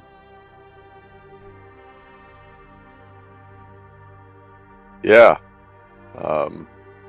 So yeah, this is like this is a woman that as well is like used to fighting like ice lizards and things that come from various other planes that haunt the wastelands, and she's being told that this is only like the surface level of what could be happening if the Ice Witch wasn't, you know, doing her stuff, and she's just like... She's also been told multiple times that the world is ending unless you guys succeed. She's like... Yeah. Listen, I'm sorry that this is the day that you got to just, you know... I'm not going to say grow up, because clearly you've been through a lot in your life, so this is not a matter of growing up, this is just a widening up. I like to say it's just putting things into the scale. Like, you're starting to realize what is important and what isn't important. Like, I imagine there are things that you've been upset about in your life that now that you've heard this, you're like, that seems like it seems insignificant in comparison. Well, this also brings us another option. When we were thinking of getting out of here, we were thinking that we might teleport away through some other means, and to prevent you from having to climb down these slopes on your own with that thing outside. Would you be okay, as he turns back to Salawa, with her just staying here so she's not in danger, but also doesn't have to experience? Obviously, if that's what you would want, we don't want to force you to stay here if you don't want to either. It's a climb to get back down, and there is a wagon, a steam wagon down there waiting to head back, but we can also just send messages to ensure that he can head back without whatever be easiest for you.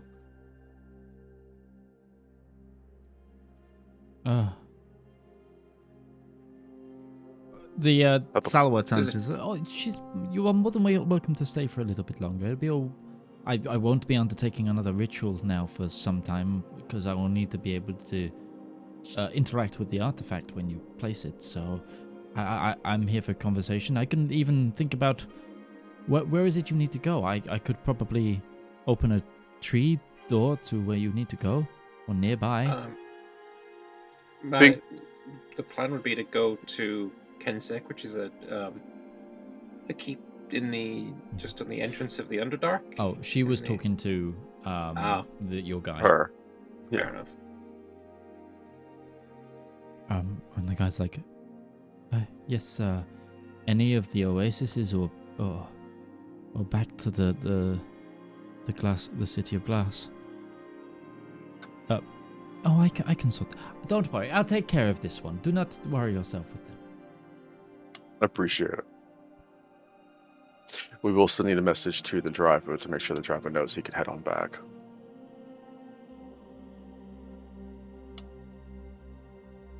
Actually, or is he told that if after a certain amount of time, just head on back? I think he was told a certain amount of time. Okay, so he'll head on back regardless. Mm-hmm. Saves us a snapstone is more what I'm focusing on. Well, all that works out. This has been lovely. Always I'm not gonna lie. Because of this one, I'm always a fan of trying new cuisines and places, seeing how things have been developed in different places is always fascinating, and culinary traditions are something that are as varied as the places you could ever think to visit. Even when you have the same things. Is there anything else I can help with? From my time, my knowledge, is there any questions that I might be able to answer? To I'll help flip you? it back on you. Is there anything you think we should know? Because we can't ask in ignorance, only you can enlighten.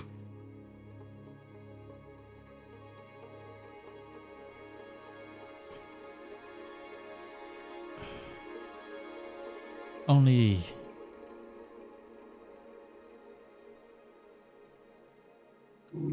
We tried to get rid of Zedaar once. He escaped. He will try again. Was this when the rest of his brothers were banished? Cast away, yes. You might have an idea on this, just or at least an opinion that's different than what we've heard so far. The first few seals that were broken by people intending to do well. The rest of them were taken by the Watchers, the Guardians. All but one. The Astral Pariahs, yeah. We are bouncing around ideas to try and understand why they have done this. And the best that we've come up with is this was coming and it was inevitable. And it was deemed that the items themselves would be more useful during the event than they would be as still seals. Rather, provide humankind and mortal kind with the means to fight against this rather than just let them try and figure it out themselves. As long as there is one yet left, then absolutely, yes. It was to it sounds like the astral pariahs were trying to balance the scales in some way. Do you have any experience or interactions with the Astral Pariahs back in the day? Back in the day, they were like you.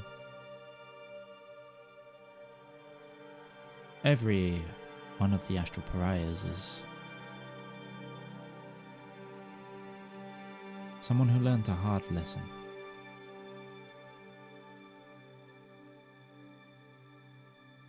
Tell me, you've seen the Shattered Shields.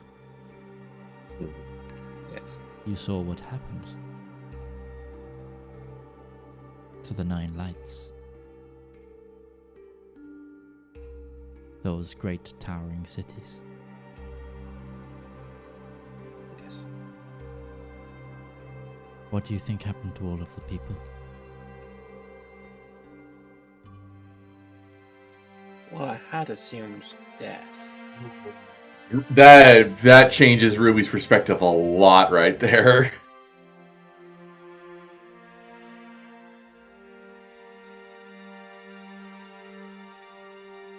Converted against their will? Yeah, well, did they become pariahs willingly? Given a choice, I imagine. Those that chose not to were capable of passing on as normal. Die or ascend.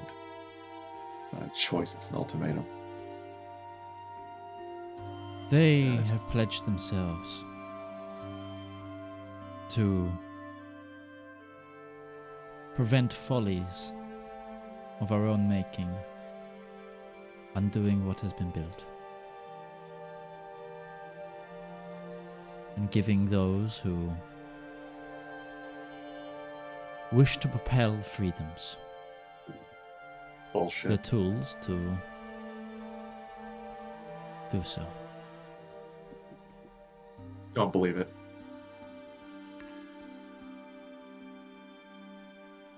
Too many. The world would have been fine if the seals remained untouched. In fact, they all went off at the same bloody time because the pariahs enlisted other people to do it for them or did it themselves. We wouldn't have Zethacris knocking down our bloody doors if the seals were intact. Now we have to go ass over tea kettle going through all of bloody creation trying to make one because they broke them all! Don't tell me they're working for us, that they're doing the good thing, trying to correct the course of history, when they are the ones who ushered in the fucking apocalypse!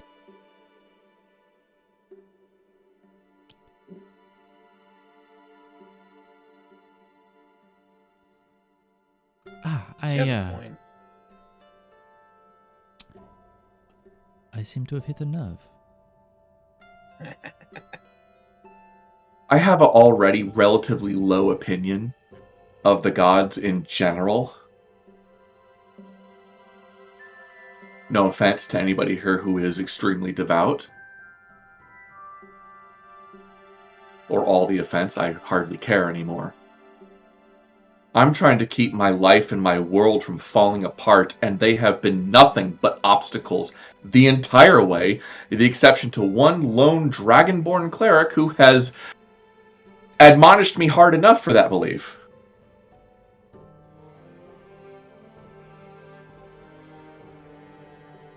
I imagine when this is all said and done, the debate of whether or not it was the right call will last as long as history still dictates this event be remembered. Until the next time we get an apocalypse. Well, I'm still trying to think about how to fix this time. I don't want to think about next time. I have my way, there won't be a next time. I'm not kicking this can down the road for the next person to solve.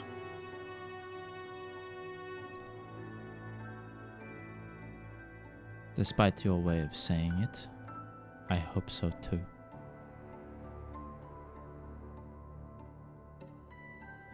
I'm not banishing the dragons. I'm not sealing off whatever the hell power this is. I'm going to kill them. Utterly and totally. So that even the memory of what they have done will fade.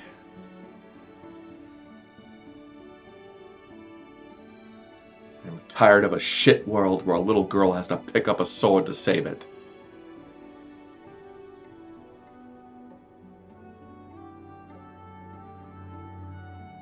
I hope there exists a future in which that is not the case.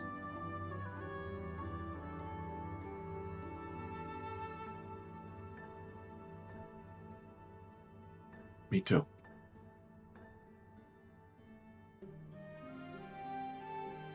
Either way, the astral pariahs may only act within the bounds that have been given to them by the rules that are set. Ruby is shaking. She is going to get up and start pacing back and forth. But quietly. Whether you think it right or not is different to how they have to perceive things.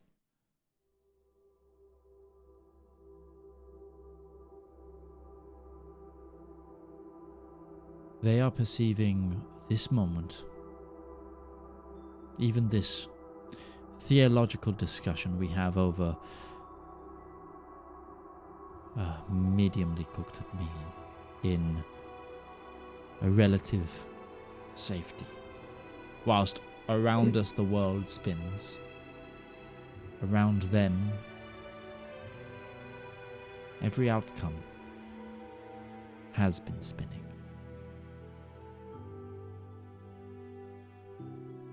They are divining a path that doesn't send those outcomes smacking into one another. I don't care. I care about the right now and what's happening to this place, to these people. Yes, and it is that belief that will help you solve this thing. Regardless of what happens with with them, what they do. The fact that you have the willpower to course correct, to mold what is happening.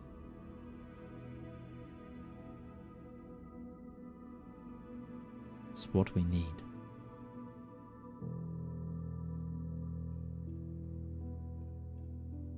I have been trying my hardest to wrap my head around the why this has all been happening. And I keep coming back to the same conclusion. Every single time the gods get involved with us, something goes wrong. And that's why your friend did what he did. I believe in that idea.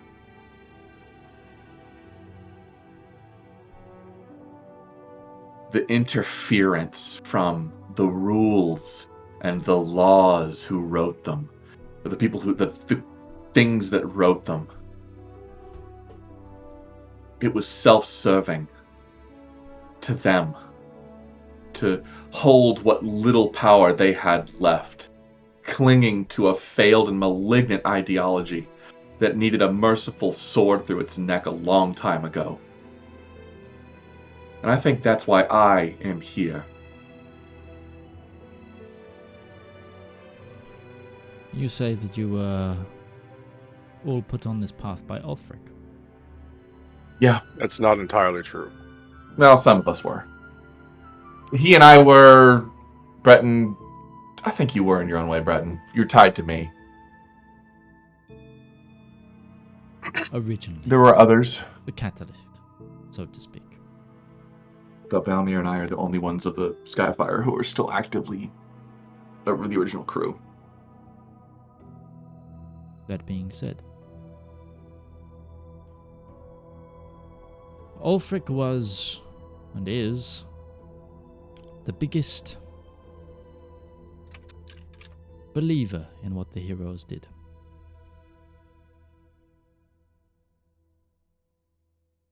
What they wanted to do.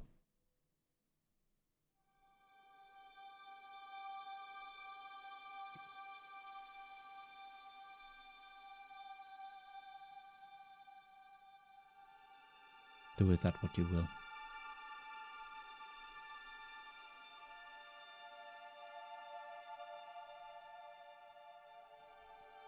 When this is all done, and the apocalypse is perverted, I'm coming back to the Azdakian Caliphate. And my first order of business is to find a way to relieve this curse.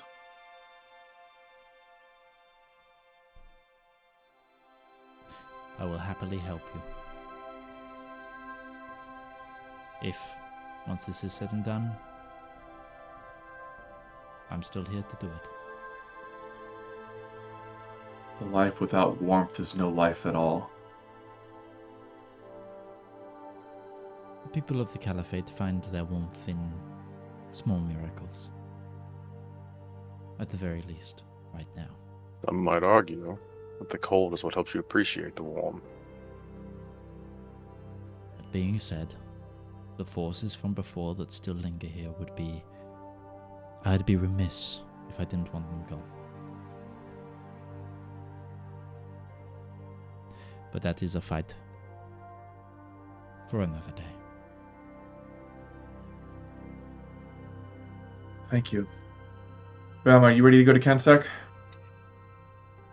As ready as I will ever be. I'm sure. That's a loaded question. Sure. Yes. Okay. So as a GM, I'm just are you going to Kensek straight away? Were you going to go back to the Rien and find your mother to then go to Kensek? There was a couple of things that were floated around beforehand.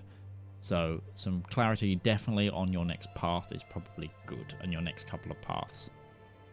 Because you've been now also given extra things to do. So take some time to talk about exactly, like, out of character, like exactly the steps you want to take, because there's a lot on the table now. You've got a lot of places to visit, a lot of people to talk to, a lot of things that you want to get done. So having a clear idea of where you're going is going to be very helpful. Go to the Rian, get Valmyr's mom, get a full sequence to the circle so we can get there without issue. Go to Kensek Keep, collect some psychic resistance potions, kill your sister, travel north to the Sodom, unfuck that situation, figure out how we need to craft the final seal of Elendor, or at least the person who can finding do the it. forge that is in the Sodom, because there is a forge there, we know that. Go there, find the person who can craft it, get the forge, bring that back to the Rian, and then figure out what we're going to do from there to drop the ice bomb on the blood plane, then go north, kill some dragons, save the world, call it a day. And that's assuming that we don't run into something else that also requires us to go somewhere and do a thing. But For now, that is the timeline of events. Swear to the Never King if there's another bloody side quest! So my mother probably is in Rien, almost certainly. And she's probably brought multiple of my family there. There will always be Kenseks in Kensek. And it's probably right now stewarded by my sister Valymr, not the one I want to kill. So it depends. We could go either way. We could go straight to Kensek, or we could go with I don't know, we could send a message to my mother, or we could go to the Rien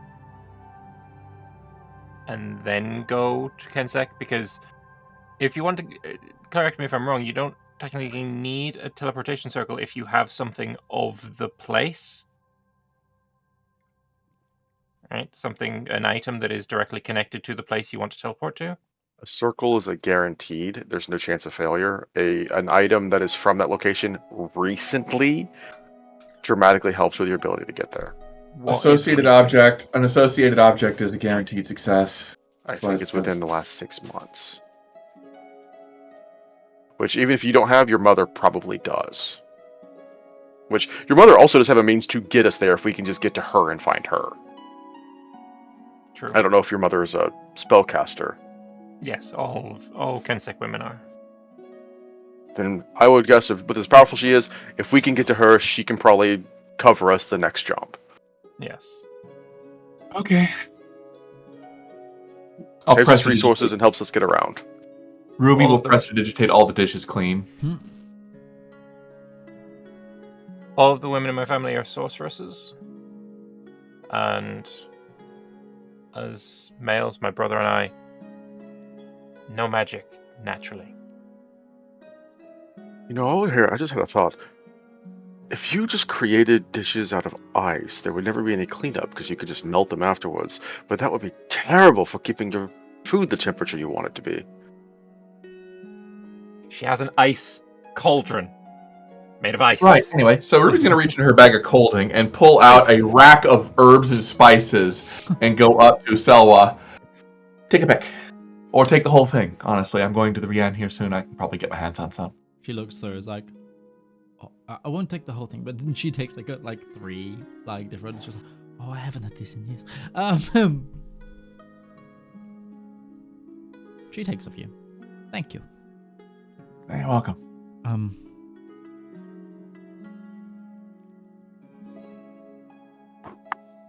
If you happen to see Ulfric again, because I've got a feeling you will.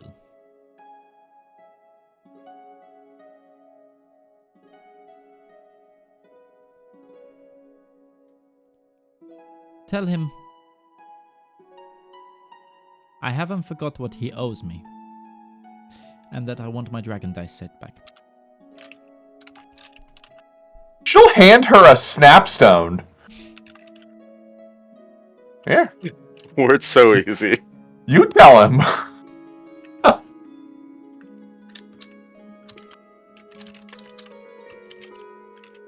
It's easier if you say it in person. I'll take this anyway, but I will Minus one of those. Stone.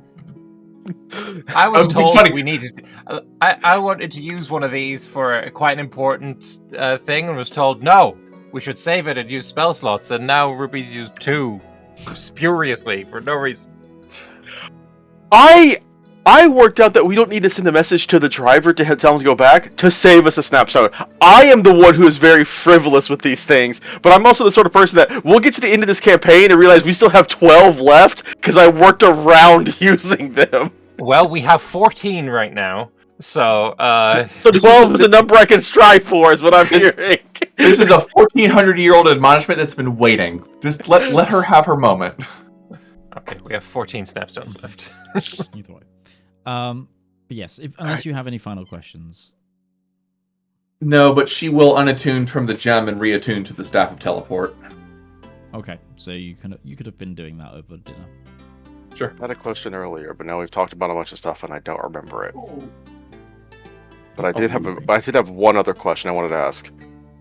You traveled with the king. You traveled with a bunch of individuals, and there's just one thing I've always been curious about. And maybe I guess I could have asked Alfred, but I'll ask you. Were they happy? Did they take joy in doing the things they did, or was it something that they did strictly out of purpose? She thinks for a moment.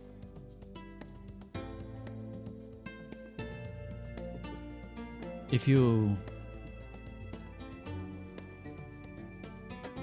asked them at the beginning of their journey, they were happy. If you asked them in those final 100 days, 100 years, they were happy. But I can't say they were always happy. Duty, a goal,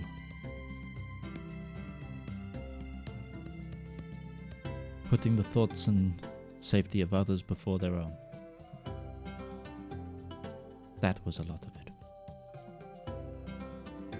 Honor bound. So I was just curious if even one might say the greatest of us still suffer and feel the weight of the world on their shoulders. The pressure of responsibility has a way of shaping everyone.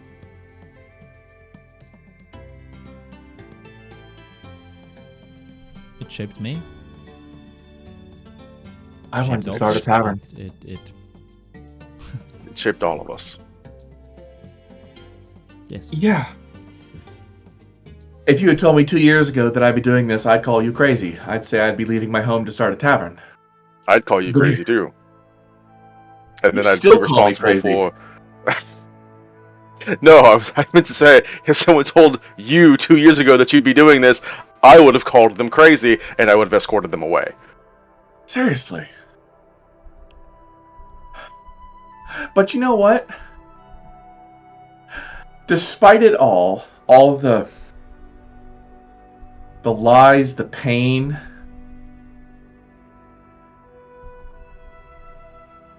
I like this. There's something about not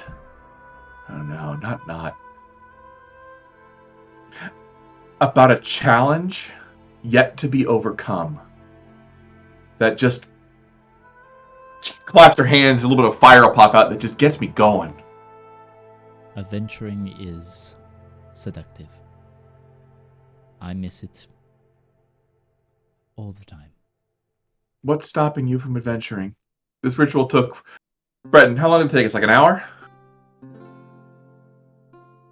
I don't know how long it took. Everything was already prepared for us. I don't know how long it takes to get into position. I also don't know how much maintenance is required to make sure this doesn't degenerate. The ritual that you completed ended the cycle. It is a constant until I am thawed. Normally. So if we create a simulacrum of you, could it do it and you could go play? So simulacrums do not work because they are inevitably made of snow, and that has a bad reaction with the ice magic. So if we were to create a simulacrum of you, could they go play, and when they come back, they could just share those experiences with you? Well, you're saying, can I live vicariously through a simulacrum? Perhaps. Honestly, with how long you've been doing this, I thought that probably would have occurred to you already. No, but I don't have the ability to create a simulacra. Really? The Druid. expert on... you know what? That just shows you that there are Druid. shortcomings in magic that we must strive to overcome. I think Honest- she's a druid, aren't you? Yes, I am a druid. Yes. Yeah, caught that. Yes. Well, it Caught was. that when she told us. It was also explained to us. Yes. I did say They don't that. get Simulacrum. Yeah. Yes, I was like, they don't get. They But do to be not fair, get. neither do I. Simulacrum. No, it's a wizard. Weirdly, a wizard-only spell. Bards can get it. It's Bards one can of get those things. It's just Oh, one of those Bard's things where it's secret. like, I am a specialist in ice magic. Guess what spell that largely involves using ice? I don't know. Ice and spices and stuff that I can't learn. It's like, dude, that's a shortcoming of magic. I feel like we need to strive to work over such small shortcomings. We need to figure out a way to broach that. If I was playing any other character, I'd get right on that. not Breton's wheelhouse.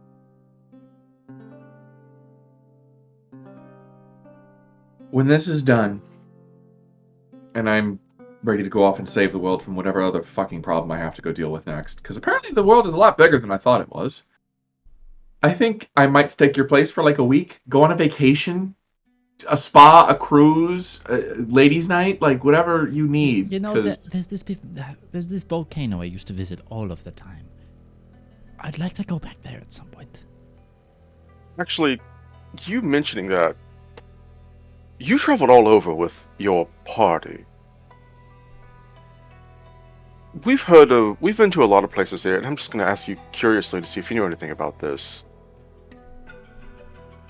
There have been numerous attempts of individuals to navigate the globe, but they've never succeeded.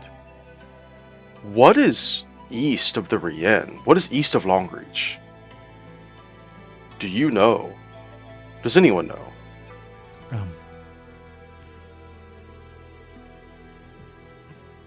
It is hard to say.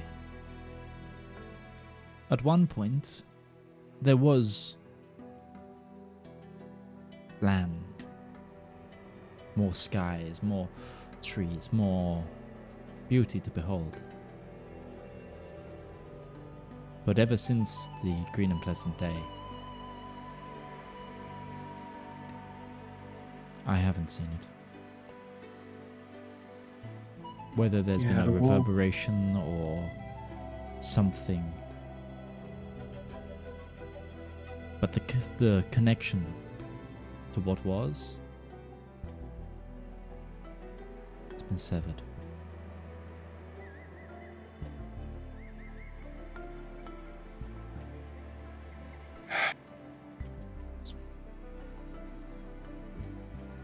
I remember It's a peoples curiosity. and I remember peoples and kingdoms and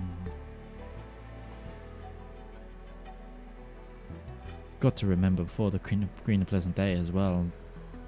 Much of the world was a battlefield. Many of the various gods and triplenial beings and entities all had their claim on different regions. I don't suppose you know where Cloris's prison is, do you? Her imprisonment was way before my time. I recall some readings and teachings about it. But she was imprisoned by others. Others? I thought it was your party. Not while I was traveling with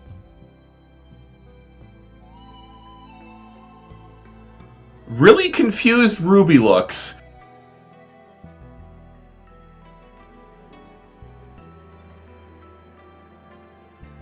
Not sure.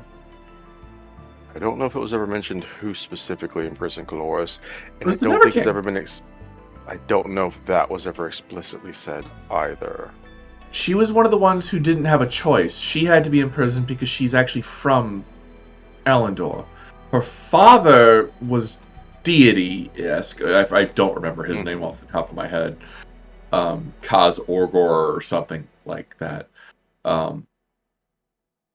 But she was locked away in a prison somewhere on Elendor by the king that never was. Following the summit, I didn't adventure with the king. Why?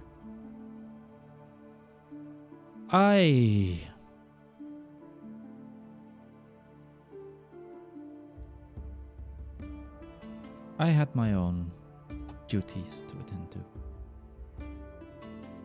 Vague. Cold. I was here already by then. Yeah. You know, that's a thing that I didn't think about. You mentioned that you traveled with a group of individuals. There was the Never King, there was that. Eladrin the Immortal was not a part of that group. No. Although we didn't call him that. Eolus. No, his name Eolus. was Eolus. Yes, he was a friend of ours. He traveled with us from time to time, but he had his own duties. Towards the end of the War of the Heaven, him and the heroes, they grew closer, certainly. But Eolus had his own peoples, his own... Responsibilities. Yes, he was a leader. Imagine it. He was one leader. I also imagine it wasn't easy, considering there was originally between the elves and the mortal kind, there was a bit of a schism, considering their stance on things, which warmed closer as things went on, but also considering what happened at the summit, It is. I wondered if that may have been a part in why the group went their own ways. She looks a little shameful. Yes, I can't say that it wasn't a reason that I...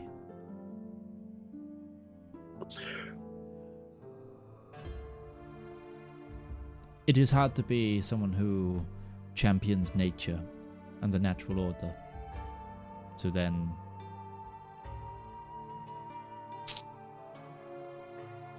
work so tirelessly against everything having an equal chance. Yes, thinking back, I feel like this. I know the answer to this question. I'm going to ask anyways. Mhm. Aeolus was not a part of the summit. He was the person who basically opened up the door to do what he did. He was not invited to that meeting, which makes sense because that was a meeting between the outer planar deities to make a decision. I don't remember seeing her there. Anyway, she doesn't seem familiar to us. No. She Okay, doesn't seem familiar yeah. to you from the summit. I didn't itself think and the so. visions. You did know that Aeolus was kind of there. But He's the one you're who shot right. him. Yes. You were right in the fact that he was there as like, I am part of the camp of the elf created god. The elf creation god was the one that like spoke for his people. Sure.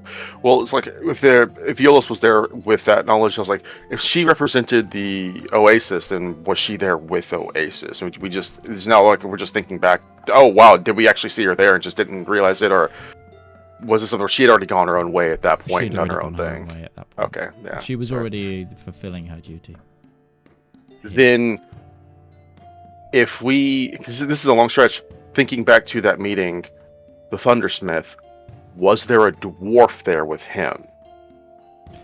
A female dwarf. Make me a...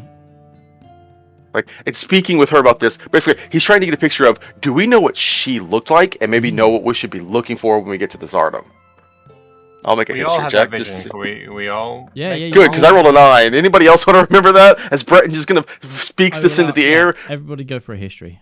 Yeah. Clearly, Breton was focusing on the fact that a god got shot by an arrow, and not, the faces in the crowd. 17. I'm gonna use point of luck. Oh, okay, go for it. Yeah, go for a point of luck. Yeah, just in case. Yeah, fuck my life. Ruby. Finch. Now that Breton mentions... I'm glad that joke's getting around. I love that joke. that's one of my GM jokes. Player asks me, DM, I say, player. DM's like, DM, question. Player, answer. Towards the back, Getting old. when you Getting were walking, old. when you were walking through the auditorium initially, you went for.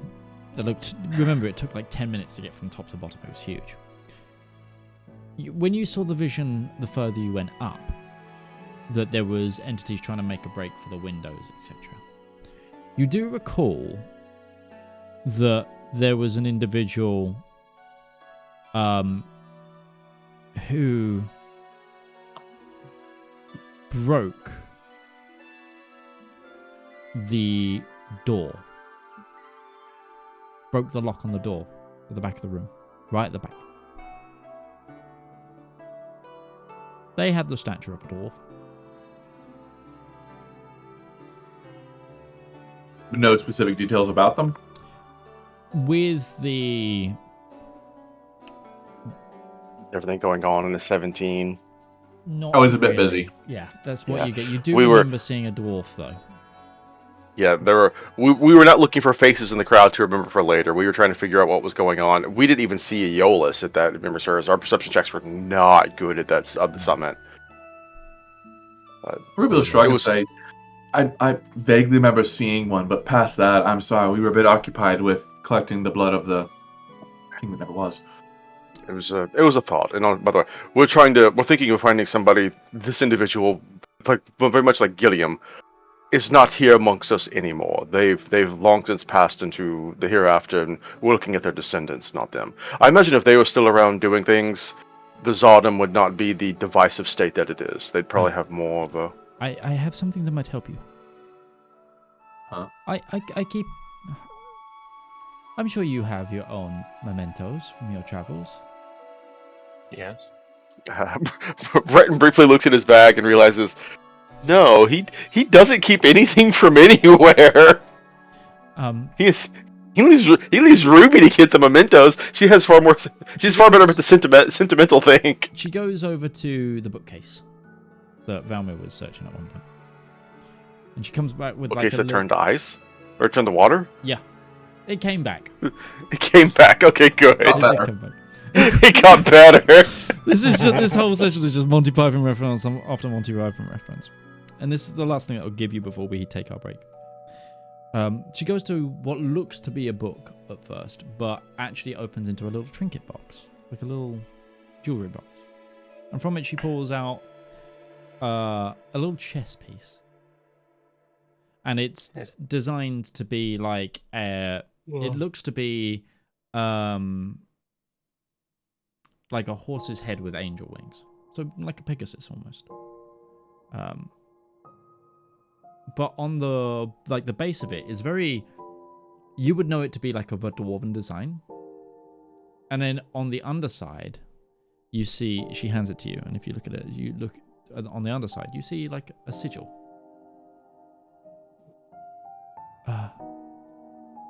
That was Ava's maker's mark. Ava being her first name? Bella. Ava Bella, right. Ava Bella. Of course, I shortened to Ava quite a lot. Seems reasonable.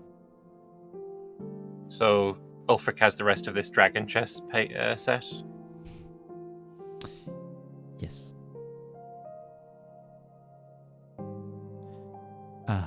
Ava Bella made it. You can use that mark. It might help you.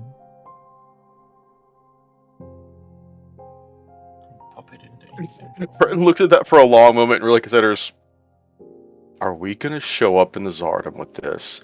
And both sides are going to fight fight to gain our favor, to use this as the authority of the new rule for this entire place, because this is quite literally like a piece of evidence that shows that this is like the divine support of their patron that created their entire empire. And with that, I will leave you guys there. God damn it. We're going to go on our 10-minute break, and we'll be back in a short moment. So I can't see the future, but I can damn well predict it.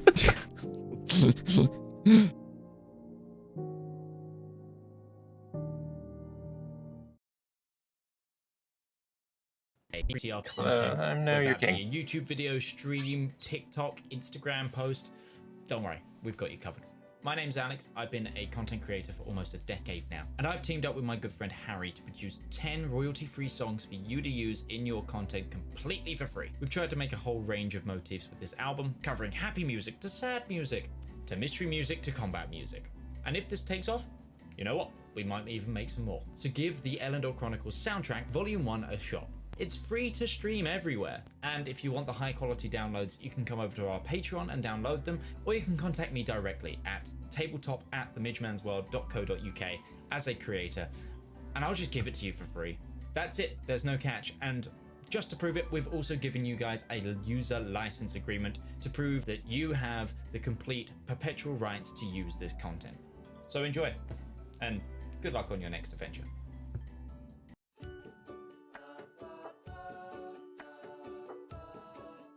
Oh, good day. I'm Martin Sanderson, and I'm the CEO of Avari Military Solutions.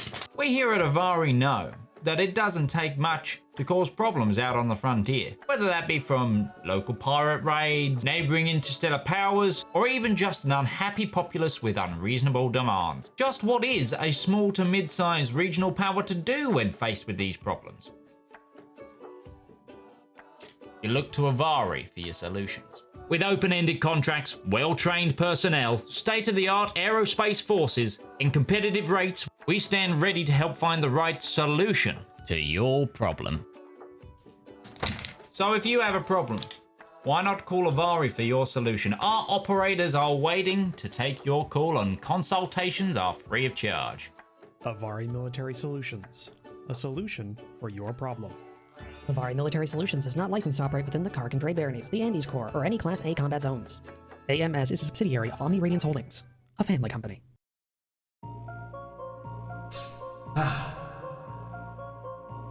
When is a story more than a story? When a tale is more than words on paper? When is an ad more than the script it's written on?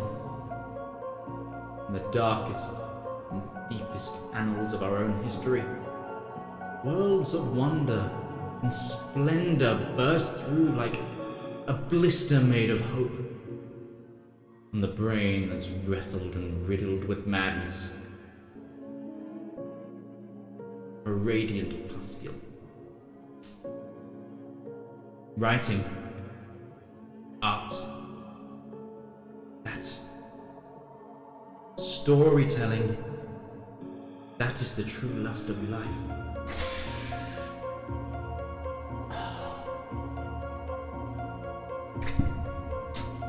You too can dutifully indulge in art. Like fans of the greats.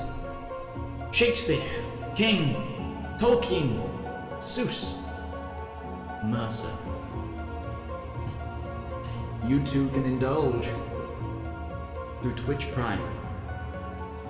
Get an extended access to a wealth of knowledge with a simple click, an emotion so small that it could endlessly amount to possibilities. Embrace those feelings. Support art. Support the component cast.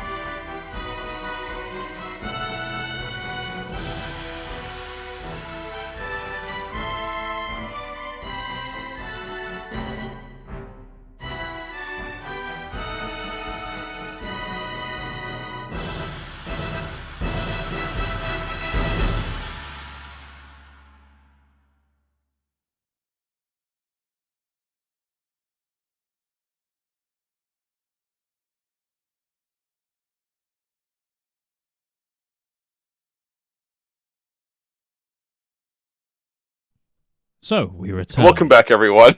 Sorry for the extra black screen. We were talking about things we couldn't do with a hot mic. So, Oh, that's not true. We were just chatting it up. But yes, we do get distracted during the break a little bit. It's not surprising, as we also get distracted during game. yeah. We don't just, this is, we're friends as well as just playing together. Yeah, especially if you get us talking about a topic we're passionate about, e.g. video games. We'll get... Name a 4X, and people will talk about it for about 20 minutes. Just one more diversion. Oh, we have one more turn. So yes. So do we want to go to the Rien to talk to Mother to get? I think your mother would have the best way of getting us there, and I just imagine if your mother comes with us, she would be able to smooth over so much in going into Kensek proper. So just to give you a bit of backstory, if my mother is in the Rien, the person who would be kind of the stewardess of the keep is not the sister I have a problem with. I have two sisters. One of them is the heir apparent to Kensek Keep.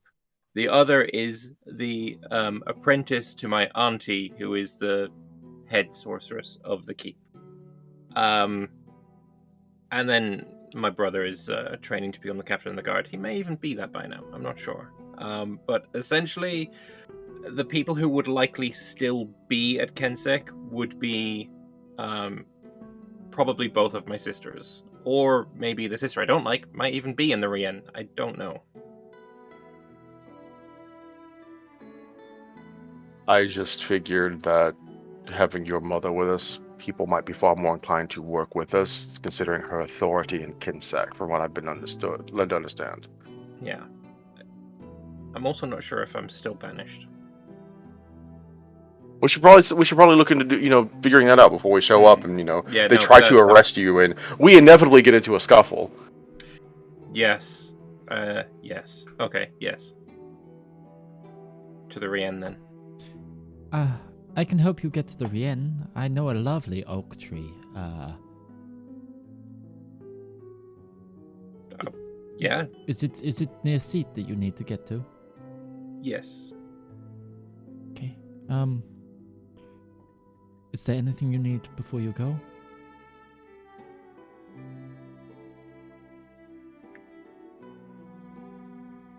That's always such a difficult question to ask or answer.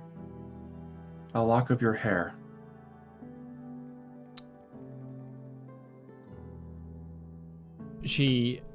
One of her fingers turns into like an ice knife, and she just hands you some of her hair. I assume that's to get back here. Well, that and I think she's very gorgeous. Her very the pale thing. blue cheeks go a little bit red.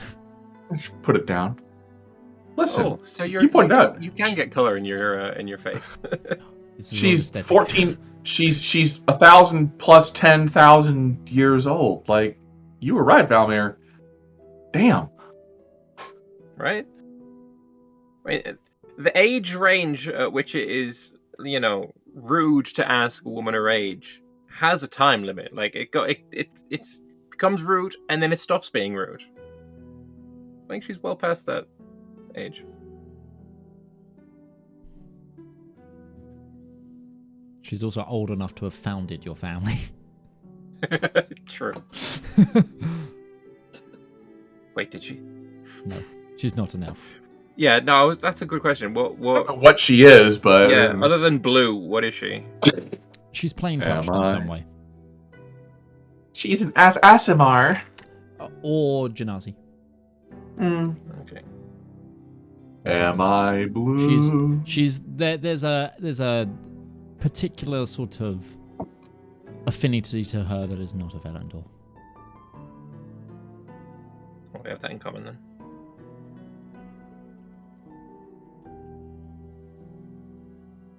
Okay.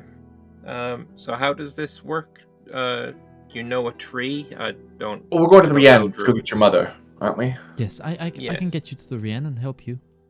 That's Okay. You said you're tight on resources, so I know. Okay. I know of a lovely oak tree right near, it comes out right near I believe they've put a teleport circle there now. But originally there was just a stabled inn that Ulfric used to frequent. Yes. She, one of the, like, essentially she then, like, she puts her hands up towards the, like, you know I said there's, like, trees that growing out the floor and out the ceiling? She, like, puts her hand towards one of them, and it grows into, like, a fully fledged tree. Let me know when you're ready, and I will open the door.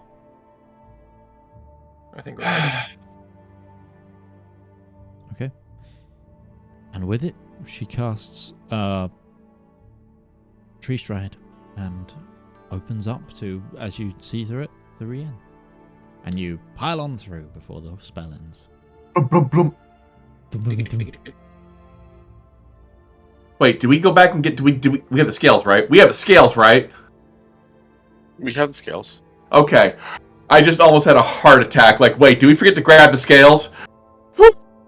I made a point of bringing that up, that we did not receive the scales when we left the throne room, but before we left the city, they were delivered to us. Okay, Yes. good. Because Yeah, I was about to go, wait, They were put on the train. Whether you pick them Watch- up, that's your party discussion. wait, watch me do a double teleport real quick. Bamf, bamf. Yeah, can we have the scales added to the party sheet already? No, they're not. I sent you a write-up of them, I think. Right. I haven't made an item of them yet. Because, again, it's one of those ones where all of the mechanics, really, of it are pretty strictly roleplay, bar one spell, which you can replicate anyway in the game. I actually It's had in an the alternative. handouts. I actually had a other one for the reason of her lock of hair. I'm currently working on a spell that is extraordinarily hot, and I think it might help to have a cooling reagent to counterbalance the spell I casted. Fair enough. Valymr, make a perception check. Okay. Remember, I've got blindfold on. Yeah, this is about your person. Okay. That would be a natural 20. I know myself. Valymr, you feel something in your pocket. I Or you also just know happy my to see me. clothes. I'm going to put my hand in my pocket, subtly. Not while we're here. Really? Now? I said subtly! I have a condition.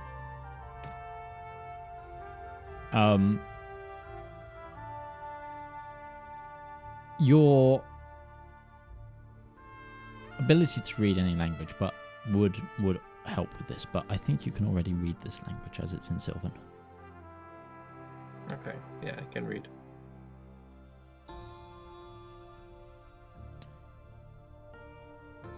And it says, before the battle begins, I have but one more piece of wisdom to part on you. Call on me when you undertake a final ritual.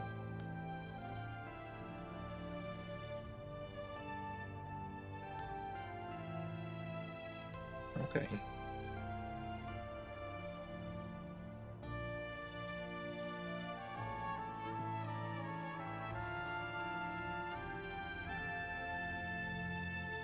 There's one final line on it. I was just seeing if you were writing that down. Sorry.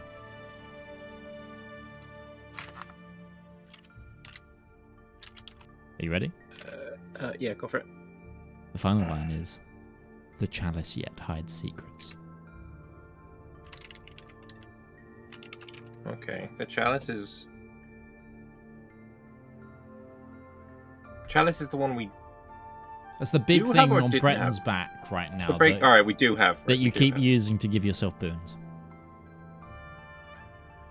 Well, we know that it has one ritual that we don't know of. Yes. That would be the final ritual. Yes.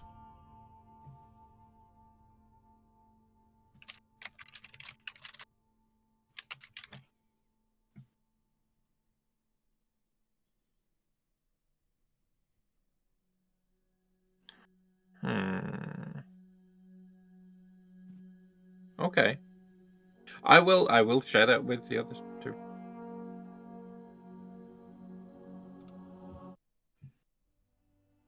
So what other secrets do we think this maybe could have?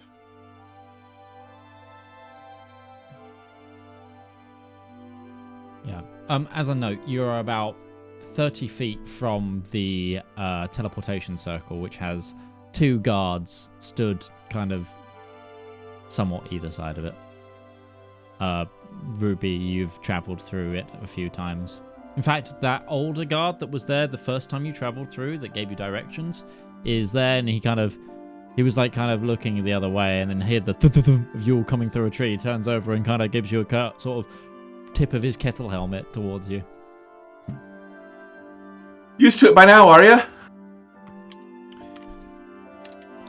Lloyd, well, when you get assigned to teleportation duty, you expect the unexpected.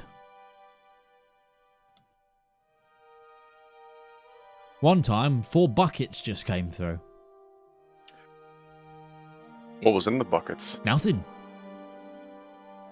Nothing visible.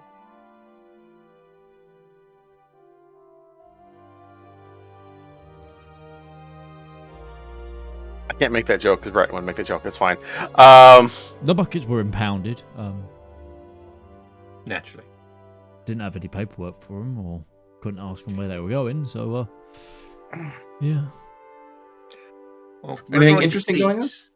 It's Interesting. It's the most interesting times we live in. I mean, the sky hasn't changed for about a week and a bit now. Or a week now. Working on that. But all of our old enemies are now sitting happily outside the city in a giant camp filled with an army that's about to invade an apparent draconic island. Everything that we knew is topsy-turvy. What else? It's Going on any dates? Like, do you have a girlfriend or a boyfriend? I've been married for 23 years. Oh, well, good. How's the missus? So she's absolutely fine, thank you. Yeah. So good. Well, you keep a good eye on her, because I say this as delicately as I can. Shit's about to get wild. Oh yeah, I'm slightly. Put it this way, not that not in a way of cowardice or anything, but I'm a little glad that I'm a little bit too old to be joining the invasion fleet. Put it that way. You don't look a day over 20 to me. My veteran services are needed elsewhere. My expertise require me to stay behind. to sort out buckets. But I'd be lying if I wouldn't say I'm a little scared with what everything's going on. I don't think anyone will tell you that they're not. Scared's good. Scared means, well, not just that. Scared means you care about the things that are around you. And if you got things that you care about around you, you got a reason to fight.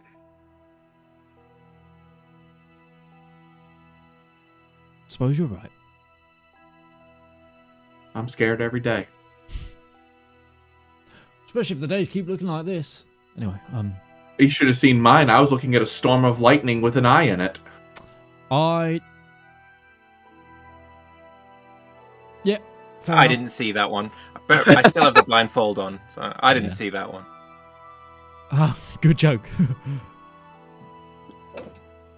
I wasn't joking. Anyway, but he was, wasn't he? Oh, no, he was. Yeah, I wasn't. Right, but anyway, you have a nice day. Tough. I'll have to write up that tree's a little active, but this time I don't think they'll care. What's he wearing? Who he's got a kettle helmet, like a mail hauberk, and then like a waif rock over the top. He's got a pike, or like a bill hook kind of thing. He's just essentially a man at arms.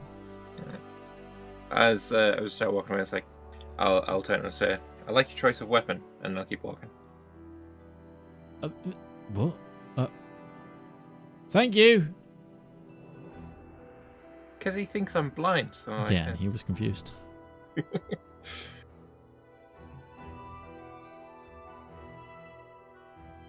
Anyway, go visit your mum. Mummy. Yes. Where would you like to head? To Mummy. Yeah. So, when we were in Seat last time, Yes. we traveled through the all the encampment area. Yes.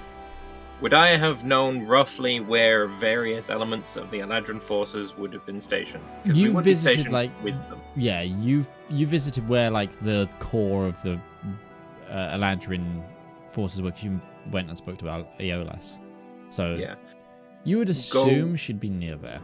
Yeah, we go in that direction. Okay, so the part that part of the tent camp, rather than the city itself.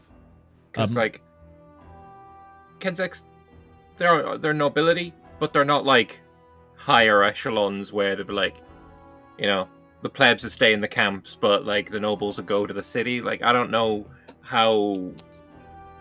It would be it's one of those things of, it depends on what their job is right now. But yeah, are you all sticking together right now, or is anyone actually venturing towards the city for anything? No, I can't think of any reason to leave their room. Okay. No problem.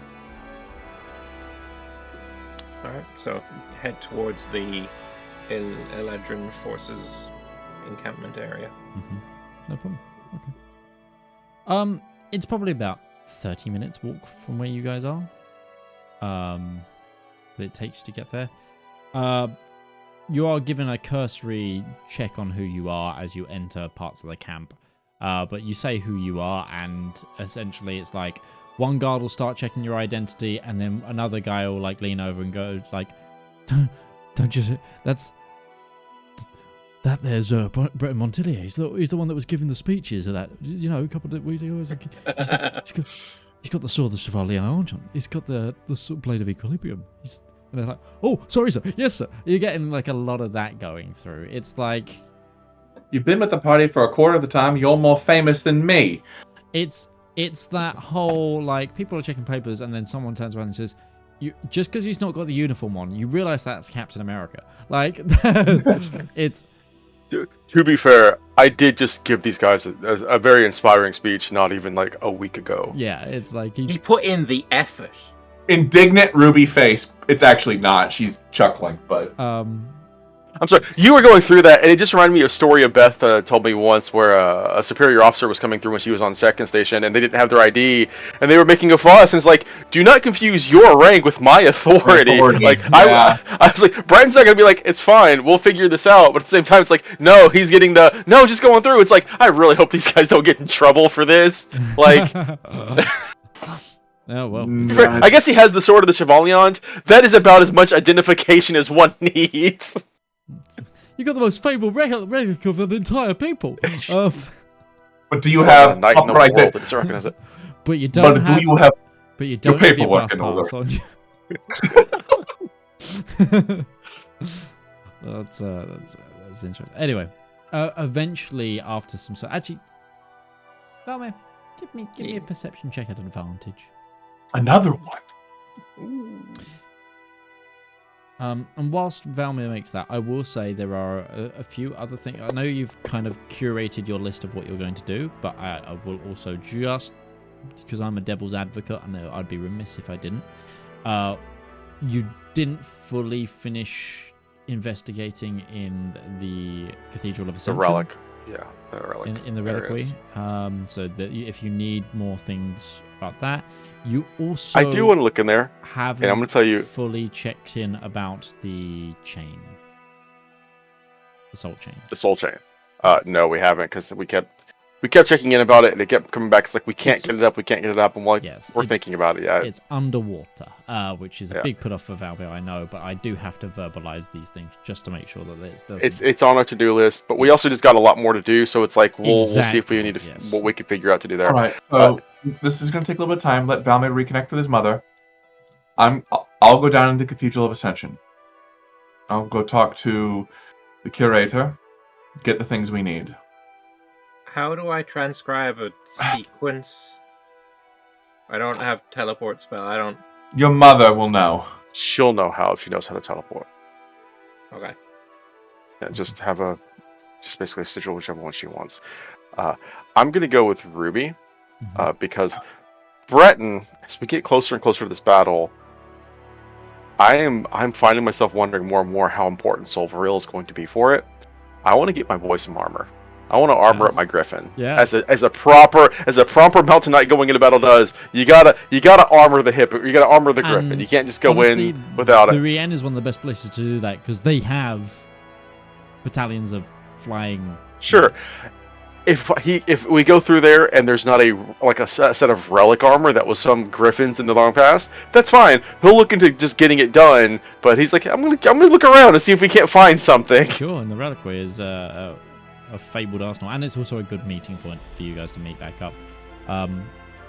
Also, again, if you need to talk to Ulfric, just find a bar.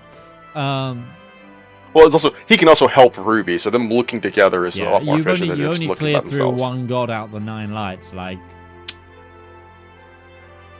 I was gonna say you can go find a way to talk to Zep and figure out what's going on with the soul chain. We'll pull out a sending stone. Zep, this is Breton. We just ride back in the Rien. Any updates on the soul chain? Anything we need to know? Yeah. Hello. It's good to hear you. Soul chain proving difficult. It seems our enemies are also trying to retrieve it.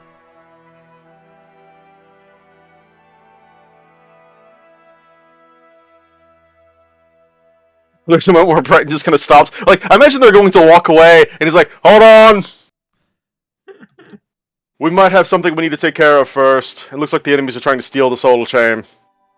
Are they over? Luckily, they're having as many issues as we are. Who currently has possession of the site? How many times can the sending stone be used again? I will throw it's as many 120 snapstones. This it's is important. One is like a 25. It's a it's 25 words each way. I'm trying to work out where I'm at. Is there a limit to how many times we can send it back and forth? They have a two-way sending stone. Because this is an actual sending stone. Oh, you've got the sending this is stone. the- There's There's no Zep, limit. yeah. Sorry, I thought you said snapstone. This is I don't think it you is, can but keep yeah, going. No, it's Through 3. Zep, we have the sending stone. Yeah, it's the same as a sending stone, so three uses per day. 3 a day. Mhm. Okay. Do I need to teleport there and help out? Well, we currently retain control of the site, but they keep sending infiltration under the water, proving difficult to keep track of. No, we're good. We're good. We don't need to go there. Everything is fine. So that's a concern. Relaying this as it's being spoken to him, I imagine bring everything up so this everybody knows this. Yeah. Going to Kensek is important. Going to this autumn, I think that's important. From what I understand, the enemy is not actively working against us in those 2 areas. One of these situations has the capacity to get a lot worse before it gets better. Unless there's something in Kensek that we don't know about. Which That was just. you should go and speak with your mother already here. I mean, we shouldn't rush off just now. We'll should take some time here, figure out what we can do, and then we'll look into that in a moment. Zep does continue. If I can get enough resources, maybe some reinforcements in some way, I am hopeful I will be able to retrieve the chain. Alright. Valymr, I don't suppose you know any sea elves, do you? I'll go. Would I? If I the can tunnel get- goes under the water? You directly probably not. No, me no. The Empire might have some, for sure. We could go and handle this ourselves. Absolutely, we could. But if Zep just wants reinforcements, well, I mean, I guess there's a bit of a ego on our part. But like, if he wants reinforcements, it's hard to imagine who could do it better than us, right? I mean, There may be if you want something done right, do it yourself. as part of this. Like, we're going to be crossing the water to get to Dragon I've Island. already been told that they were helping us shipwrights. Yeah, we need to go to the Seat Harbor, like, or like they're helping with that kind of thing. Listen, There will be we could go and grab like a cohort of seals and send them over to Zep to help him. Or you can give me your cloak. I can teleport there and be back in a day or two. If there's enemies there, you don't need to go alone. I'll take Breton. He can swim very well. We can go and we can deal with this. I think taking some sea elves, people who can breathe underwater naturally, taking a few extra hands is not going to be a bad idea. I can teleport them there. We could. I'm not saying that we don't also go if we want to take some time to do this. I'm just thinking we should not just assume that let's just do this ourselves. Let's see if we have people who can help us do this who are not immediately busy with other things. We can make use of their abilities. Let's grab some volunteers then. Valymr, go talk to your mother. Get the sequence. Brett and I will go converse with the sea folk. Okay. Yeah. Physical checklist at this point, ladies and gents. I think just. The bloody side quest just popped up, Midge. I'm gonna start throwing things at you. Well, to be fair, it didn't just pop up. We already knew deal with the soul chain was on our list. We just got an update to the quest. I swear to God, like there's this like time where I keep poking the main quest and it goes, once you pass this point, you will have any unfinished content left behind. Yep, that's exactly what the main quest is saying. I said that at the beginning, like 2 sessions ago. That's how I. We've been told this multiple times. Yes. Once things kick off, they don't unkick off. Yes, they do not. Objects in motion wish to stay in motion. Adam, if there's not a timer on the screen, then there is not a timer you need to be respecting. But the second you start that quest, that timer starts, and it's not the time to be flitting about the world doing everything else. Precisely. Or to use the Final Fantasy VII logic, the best time to get everything done is when that meteor is hanging in the sky before it starts to descend and crush everything. That is exactly the line of thinking you should be taking right now. I will say. What if I never played the OG7? I haven't played any of the Final Fantasy. I can understand the logic of meteor crash, do stuff before crash. It's the end of Fallout for me. That's like that would be where my brain goes to. Yeah. Right. Let's start with Valymr. You said that. That just reminded me of the Fallout series. It's the golden rule of the Wasteland. Thou shalt get sidetracked with bullshit. It's like awesome. That's right. I loved that series. I love. Anyways, again, zoomies. Get out of here, zoomies. We gotta get back on track. Final thing before we go back into it is that I love that all of the every character in all the Fallout characters bigger purpose, finding your father thing, and then except for the courier who is just like, I'm gonna fucking kill you, Betty. And the guy shot me in the head. Fuck, he did. it's the best one. Anyway, Valymr. After a little bit of searching around the camp, asking around, you get a lot of response as well, just from officers of the Eladrin forces who kind of see you, and then they remember you.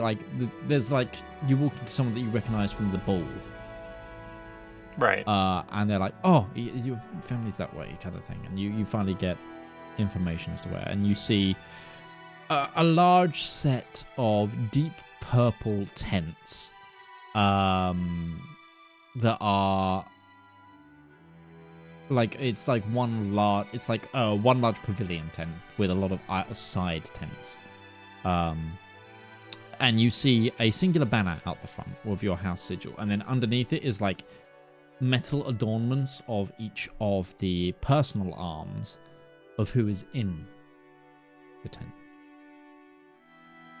What personal banners do I see? You see your mother, your brother, and that's it. Okay. Just to raise that tension there. Okay. There's also there's a guard out front who you instantaneously recognize.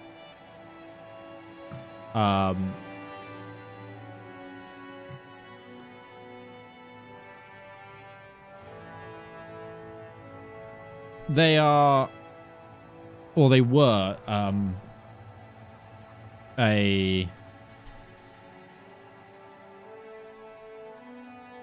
they're a sort of... They're not like an officer, or at least they weren't while you were at Kensek, but you'd put them, if I had to say like modern day terms, they'd be like a corporal. Okay. And they're racked with like, they've got a crossbow, like slung across their shoulder, and a short sword at their side. It's an individual by the name of Isgos. Isgos. Izzgos. The reason you know who they are is they would often, with a group of other guards, would often play dice. And you would sometimes get involved or spy on them, quite frankly. Okay.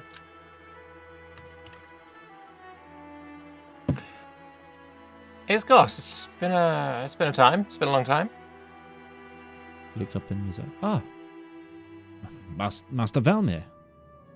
Yes. How's it going? It's been a time. It's been a rough few months. You're telling me? Last I heard, you were dead. Ha. Yeah, that happened. Well, normally when people die, they don't come back. I mean, these are interesting times, though, aren't they? Things like that. I mean, look at the sky. He looks up. Yeah, fair right. Is Mother around? Yeah, she's inside. Yes, sir. Would you like me to let the mistress know that you're here? Sure, why not? Better than a surprise. Fair enough. Wait here. Okay. Wait some time. When suddenly... make a perception check. That's my 4th perception check of the evening. I don't think I've rolled anything else. That's going to be a 2. What's your AC? That's going to be a 20, I think. It doesn't 20... actually, like, hurt you or hit you, but you just feel like a whack on your back. And turn around. Like... Your brother's there. Aha. He's just smacked you in the back with what looks to be like, it's almost like a yardstick. I'll turn to him and be like, attacking me while I'm unarmed? What the hell? And then I'll summon my glaive. I was just like, and he takes a moment and goes, what the fuck happened to your eyes? Oh. Long story short, you know those islands that are like to the south, off the coast of Nardathel, that's all weird? No. Well, there's some islands there that are kind of trapped in time. And there I found this blindfold that used to be worn by a goddess. And I can see colors. Make a persuasion check at disadvantage. Okay. And I realize saying I can see colors is kind of defeative. Future! That is a 25. He got a natural 20. Look, if you're about to see Mum, you might want to take, wash your face a bit, get the drink out your system. Like, I'm all for Dutch courage, but... Well, actually, Dutch courage wouldn't exist in its... I'm all for gnomish courage, but... I'll take the blindfold off and start trying to see again. Oh, it's a style thing, right? You've been up here way too long, mate. You just saw me summon a glaive. It's magic. Yeah, right. You're such an ass. Come inside. How you been? Well, right now I can't actually see anything, so I can put the blindfold back on and then I can see. Right now I can't see anything, so... Off is free, on is hard. When Off you is free? Okay. Off is the free. freeway. Yeah, off is Okay. the freeway. On is the getting back to attunement is the. Okay. It takes time for you to reconnect. Disconnecting's fine. I don't know how much you know about what I've been doing since I left. But They say you've been kicking up a bit of a storm, and well, I was there when this thing started. I mean, we kind of all were. It happened everywhere. Yeah, but there was an epicenter. It was where the King of the Nardathel was, the capital there. Are you saying I get to blame you for this? No. Sure. I think that's some demon's fault. Well, The dragon and all that. It's he this... pricks your horns. You said it. Look, I mean, if you're gonna blame me, you're gonna blame me. I can't really stop you. Please. No. Anyway, I'm pulling your leg. It's good to see you. You too. How was the fallout after I left?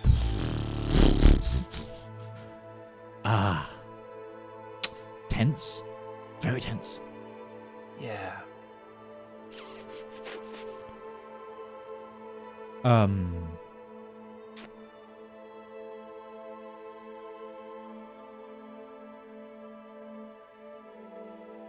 It's been a bit of an ordeal at Kensek.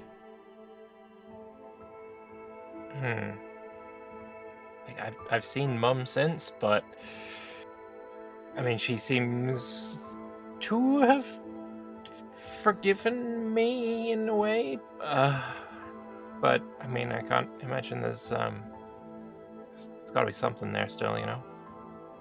And It's how about you? Are we cool?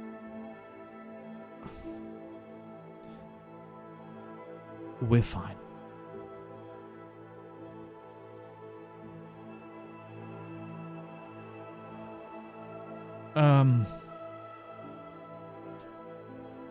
With everything that happened, though,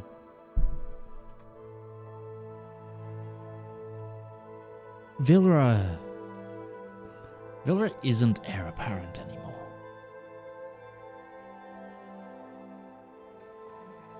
How come? Well,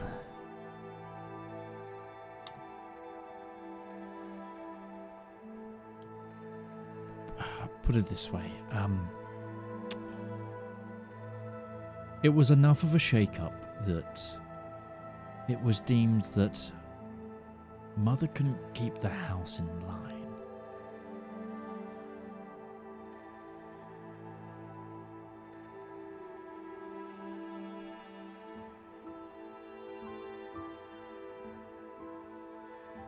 So who's heir apparent now? Well, it's up in the air.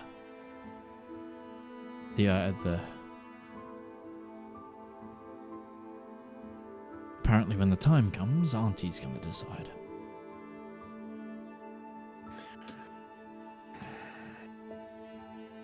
If the Okay. time comes and she's still around, that is.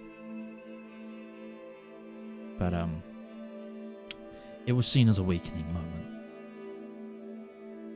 for Mother's matriarchy. She couldn't control things. I mean, you've got to suspected something with her being up here all the time. I suppose that does make sense. And what of Val? What did she receive any fallout? Did she get what she deserved? Not really.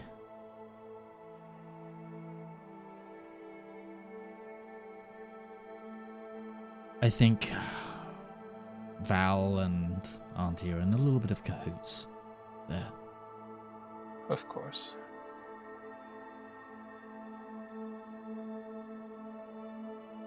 Is it known why I did it? Is that something that is like,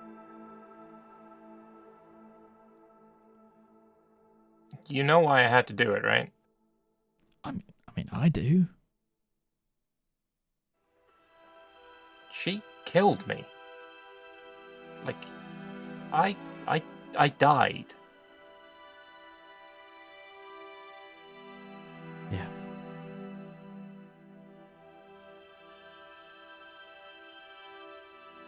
And, well, I'm just not very good at staying dead. I've done it a few times now.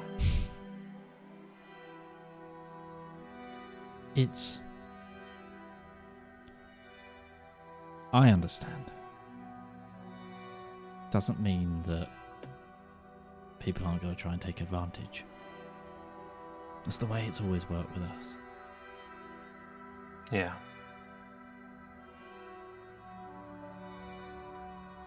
Nice. We gotta stick together. Hey, I mean, I'm getting to see a lot more of the outside world. It's not just you that gets to have adventures. God, I've been so many places. I've been like 8 places. I bet you've been more. You're not tied to an army. I've been to Legrand's Land. Don't even know where that is. I'm sure they've given you've not. I mean, there's been maps. You expect me to read them? God, you were always were that type. No, well, it's Your brother's an idiot. my brother's an idiot.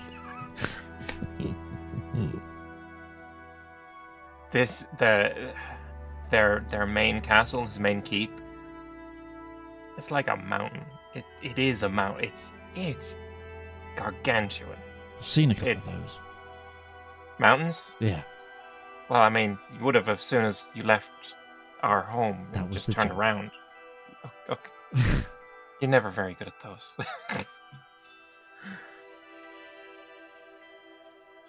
It's good to see you. I'm glad there's no hard feelings. But let's be honest, Dad was a bit of a dick. Yeah. And like I said, like you said, you died. Then you didn't. Then you went missing. And probably died a couple of times. And now you're back. Yeah. Hard to hold a grudge over You that. have to call him out like that. I met Eladrin the Immortal. The Emperor. I met them. I've seen Spoken the Emperor to a him. couple of times. I haven't. You've spoken to them? I've drank with him. You drank with the Emperor. I fucking did. He's actually really chill. Like, Mm. he's cool. I mean, he is our Emperor. Of course, he's cool. I mean, I've got it required by law to say that, but like, just on the level, he's pretty cool. He's all right. Would drink with him again. But what about his daughters or granddaughter? Have you met Solana? I have. And You know, Would. I'm not gonna descend into blasphemy, but she is beautiful. yeah, fair Out of your league. He punches you in like the breastplate. Anyway, I've got work. Solana's, she's mean though. Like, she's got mean eyes. Well, Anyway. I've got work I've got to do. Yeah, of course. If you get some free time, let's get a drink. Yeah, definitely. He taps you on the back and runs back outside. All right. I'll see you soon. And you? I'll go inside the tent then.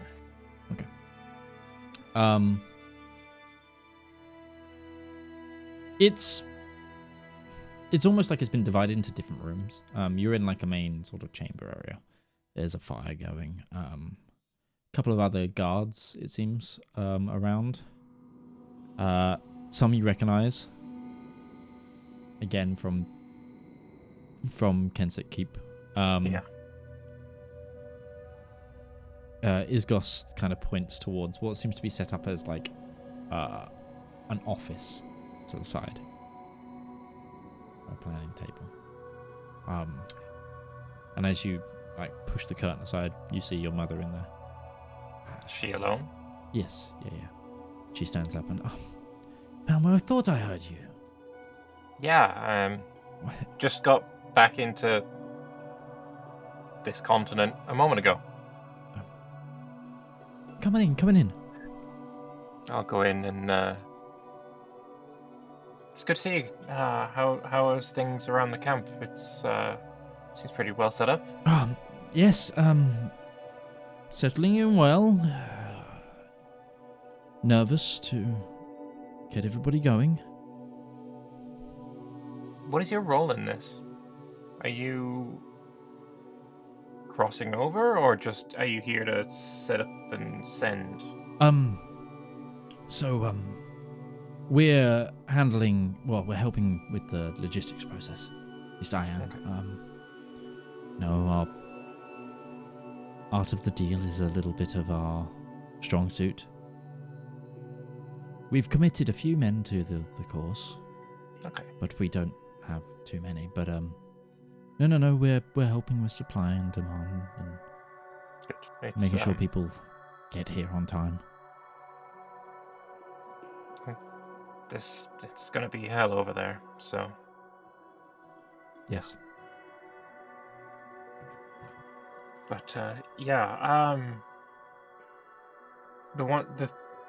the reason I come here to see you, obviously, but one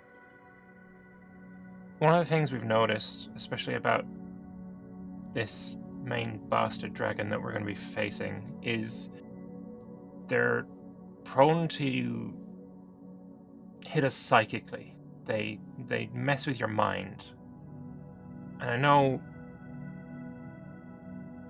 it's hard to acquire potions nowadays with all this happening, but I remember Auntie Villette used to make a lot of anti-psychic potions for the people that were going on, treks into the Underdark.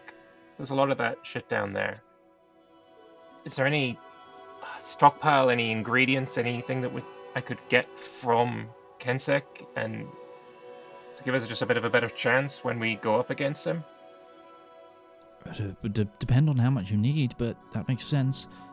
We do keep a small stockpile if we're to come across illithids.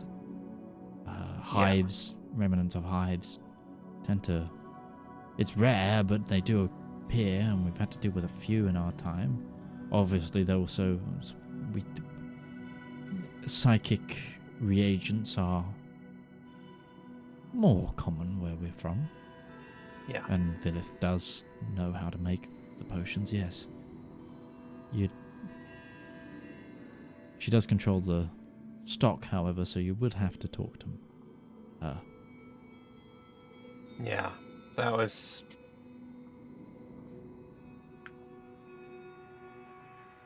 in all the time living in Kensek, I don't think I shared more than a dozen words with her. She never had much time for me, so... That might do you some advantage.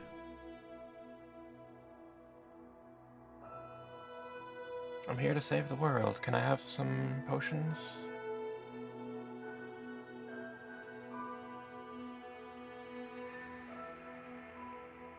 And, Valnoth, he told me about the situation at Kensek as well. It's, She looks down. I'm sorry. That was never my intent. Things happen.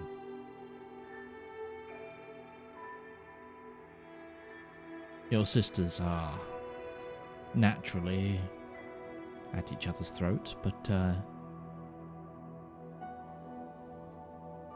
adding you to the mix might be a little... Put it this way, if you are going to Kensek, I'll be quite glad that I'm up here. Well, if they're at each other's throats, maybe that's to my advantage. I think I'll send a message to Valymr, see if she wouldn't help me out a little in there.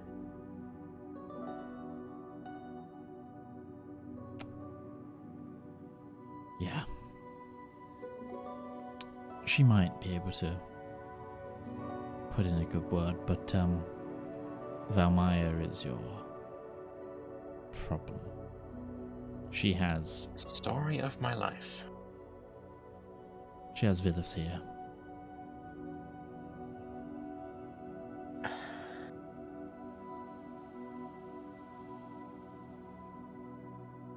That's unfortunate. God. If only I'd finished the job. Hey, don't say that. Much rather. Mom. But yes, I know, but as you've been telling me, and as you've told me in the past, and as I just overheard you talking to your brother about, you have a habit of coming back. I don't know if she does. I would try and make sure that she wouldn't. Yeah, that's kind of the point. And despite all our issues, I'd rather as many of us are alive as possible. Can you begrudge me that? Oh no, we can definitely have a difference in opinion. That's not a problem. But you know, if she attacks me, I will defend myself. Mhm. And I got a few tricks more than the last time. Your best bet, if you are to go to Kensek, is probably to make sure that your uncle is the first port of call. He might be able to subvert your sister and your aunt. Get you what you need, if it's not too much. And then if you need to request even more, it'll take time, but I might be able to sort something if you're looking for a large amount. If it's your party supplies, talk to him. Yeah, I think for now that would be ideal, and yeah, I think if we talk to Uncle Fagneth and then if I don't even have to go into Kensek, I don't need to see my sisters or aunt, then that's perfect. Why rock the boat when we're drow, subterfuge is kind of our thing, that'll be good. He also finds it fun if he can get one over on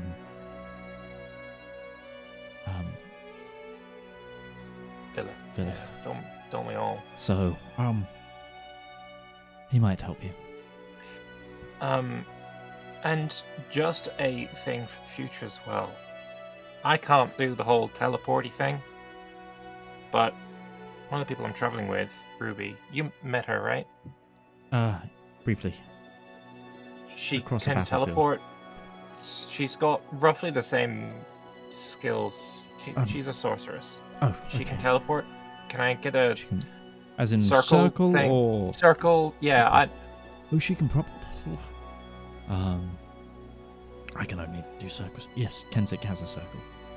okay. Can I get is there like a code or? Give me a moment. Let me open my spellbook. She notes down a page and hand that to Ruby. All right, we'll do. Okay. I think I can't stay too long. I've got about 17 jobs to do, and only about 10 jobs worth of time to do it. So War is busy. that it is. It's I will indicate that I am going for hug. sure. She'll stand up and hug. It is good to see you. Please don't kill your sister. I can't promise that. And But- remember to write. Now, off with you. Go on. You said you're busy. Good luck, and yeah, good luck. Don't die. Again. Properly. And if you do, make sure to come permanently. Yeah, don't die permanently. I'm going to go with permanently. back. Yeah, of course. Okay, so, Okay. Breton, Ruby, what are you guys doing? Walking hand in hand, first off. No. Yeah, You're I think we heading- pivoted from going to the ruins to going to talk with the sea elves. Yep. Okay. So from what you're aware, Breton, you'd definitely be aware of this because you located around the camps a lot. The main port of the Rien of Seat, is like full harbor, but also a number of floating harbors have been sort of set up along the coastline, and there's one that's not too far from here where they're building one of the carriers, so to speak. That like those large open deck ships. What did I call them? I didn't call them carriers. They're aircraft carriers, but they're not aircraft carriers. You know what? What did I name them in these? I gave them a special name. Did I write them down? I definitely wrote them down somewhere. They are menagerie ships. Because they'll have horses on them as well as griffins and hippogriffs and flying creatures and probably dragons because they can't fly forever. You know, so the menagerie ships. And there's one of them essentially in dry dock being worked on. But you find that. What are you looking to do? Well, we need to find individuals who don't just look like shipwrights. The shipwrights might help. Construction might help, actually. Depends on what they need.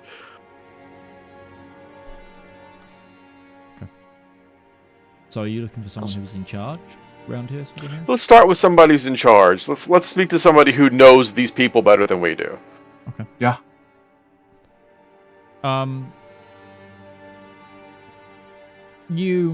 Takes you a moment.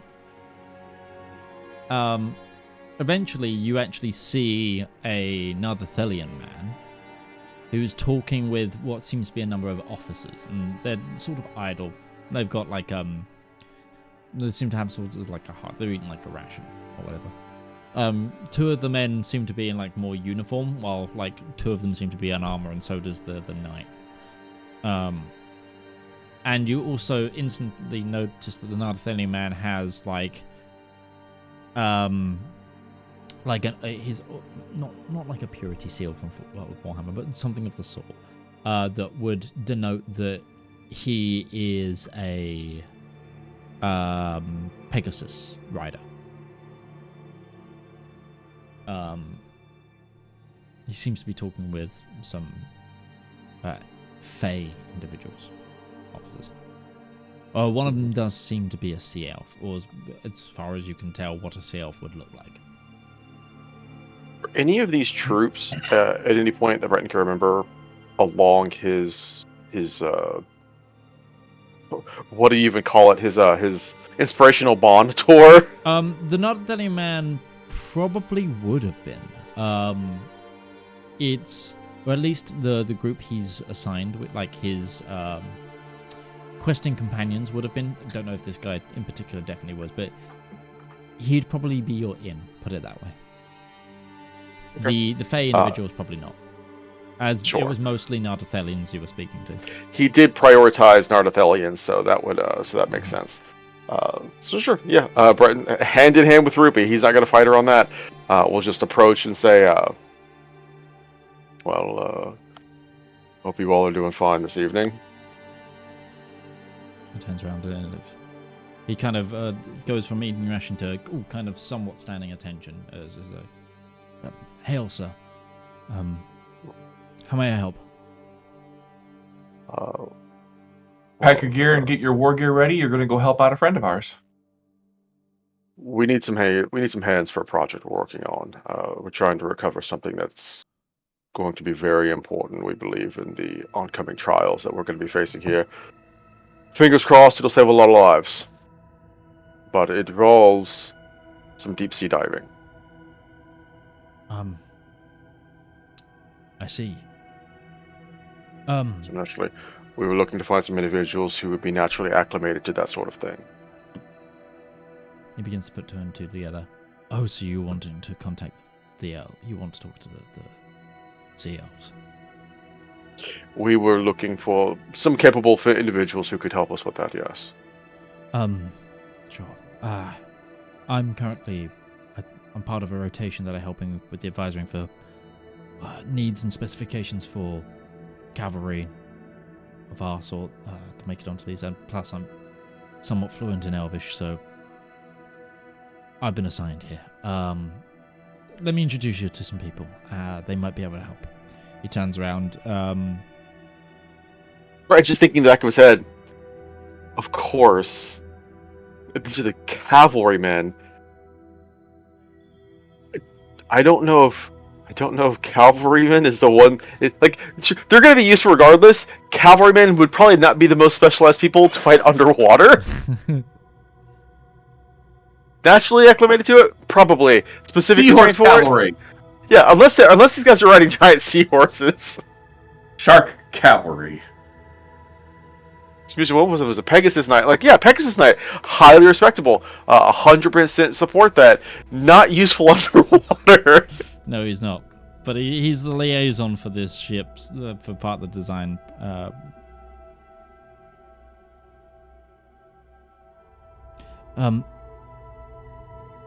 He introduces you to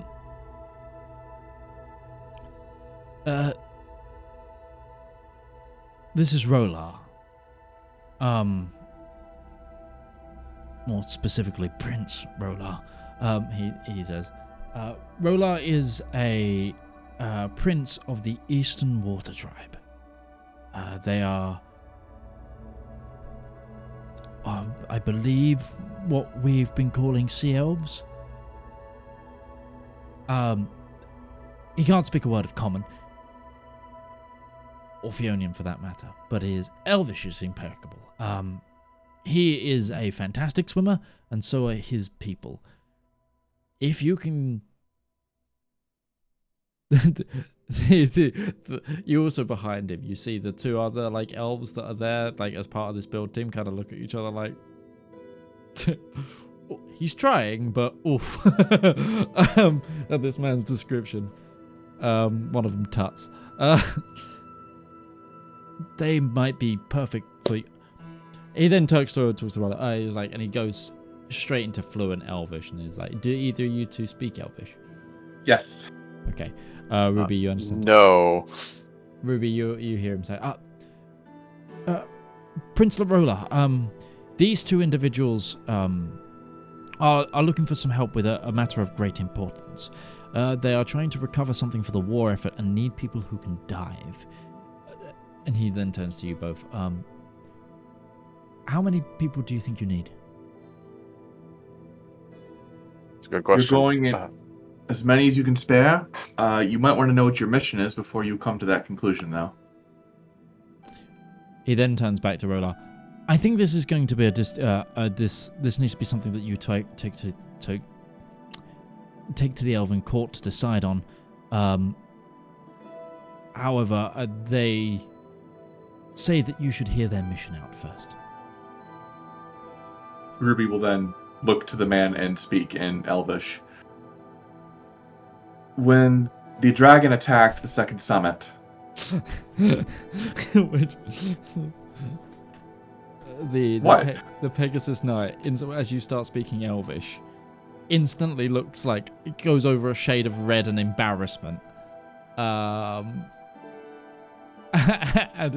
you continue, but he just goes like beetroot. Anyway, as I was saying, when the dragon attacked the second summit, inside of its body was an item that we desperately need to recover. It's one of the seals. The bad news is it's A, at the bottom of the ocean, and B, currently contested by the enemy. Reinforcements would go a long way in helping us recover that seal. He looks you up and down. Rel, I'll speak to you.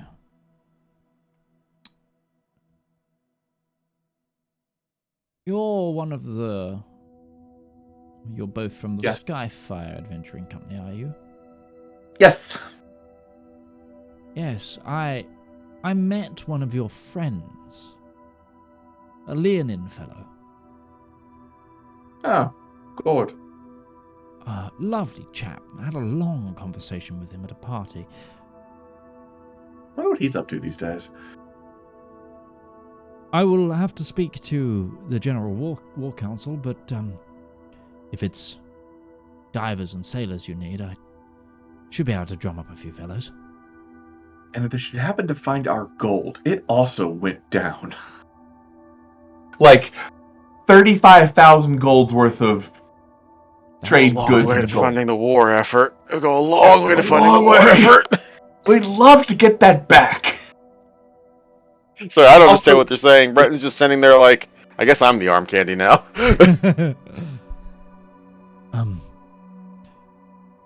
I will send word. Where will I find you to get in contact? Probably somewhere around the war camp. Just look up, you'll see him. If we're not here, the Cathedral of Ascension in the basement.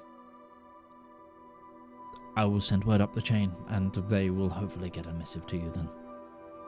Leave it Okay. with me. I will see what support I can drum up. So he salutes and is like, Don't you do that to me! Don't you do that to me! This. Brits! You only do that because you lost. This is the people who lost. Oof.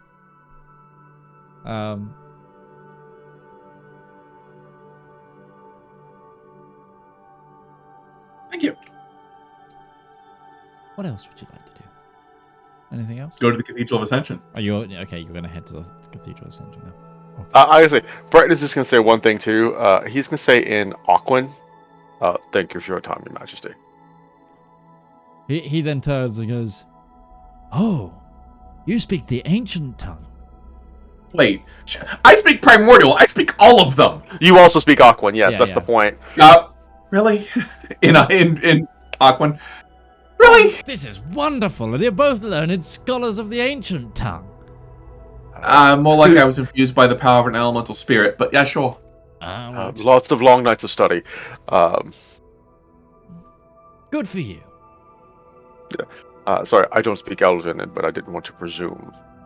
I guess I did in the end, regardless.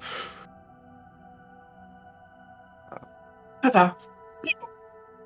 Breton will nod his head and turn it. Okay, Think I got along well with them. sure. On your way to It is one of the first times you've gotten well. You haven't done super well with the Elven nobility, but that was... I didn't catch most of the conversation, but it seemed to be civil. When they're working towards the interests of the betterment of the world, I tend to like people a little bit more. It's the selfish internal squabbles, Rian versus the Eladrin, human versus elf. It's stupid. We're all living on the same bloody planet. You think they'd get along? Saying quite loudly, by the way, as she's walking along. You know, you kept saying that the gods have a way of getting into everything and causing problems, so we don't need the gods to get in each other's way. Seriously. It's just bad enough here. They make it worse. Wait. Were you agreeing with me? I'm saying that we don't need the gods to hate and cause our own problems. I agree They with are that. not the source of all of our ills. Present circumstances notwithstanding, I suppose. Existential threats. I'm saying I think at the end of the day, it is nicer to have them to call on than it isn't. I'm saying that if they'd done their job right the first time, we wouldn't have this issue.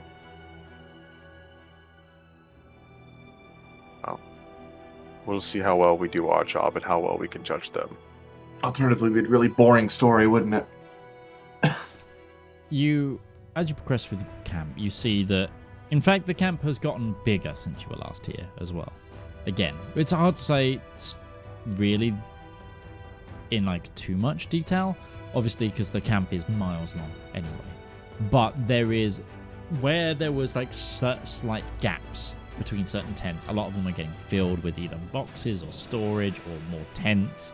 There's definitely a bigger hive of activity now that the time is getting closer. The other thing that you notice that's slightly different is there are dragons flying overhead. Presumably friendly ones, because nobody's screaming, dying, getting lit on fire. Yeah, okay. Yeah, I assume the Atrian delegation has arrived, which is good news for us. Yes. Pavlovian in response here in a second. I'll be right back. So you see a lot of that, but you eventually you've done this walk roughly before. It's probably about 35-40 minutes to get to the Cathedral of Ascension. What about on Griffinback? If you go by Griffinback, it'll be much quicker. Listen, I want him. Listen, I didn't take him with us with the Rien, so he should be with us. And also, if I need to size him for anything, he should be close by. Anyways, good idea. Valymr, you are also finished, so I would say it would be quite easy to intercept the other two as they walk, unless you had something else you wanted to go and do. No, I think remerging is probably a good idea. Okay.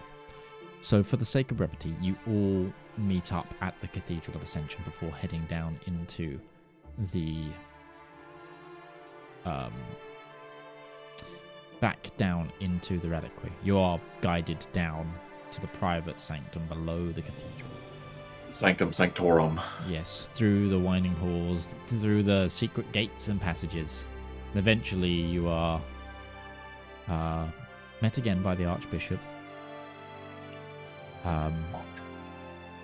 And the reliquary is open to you.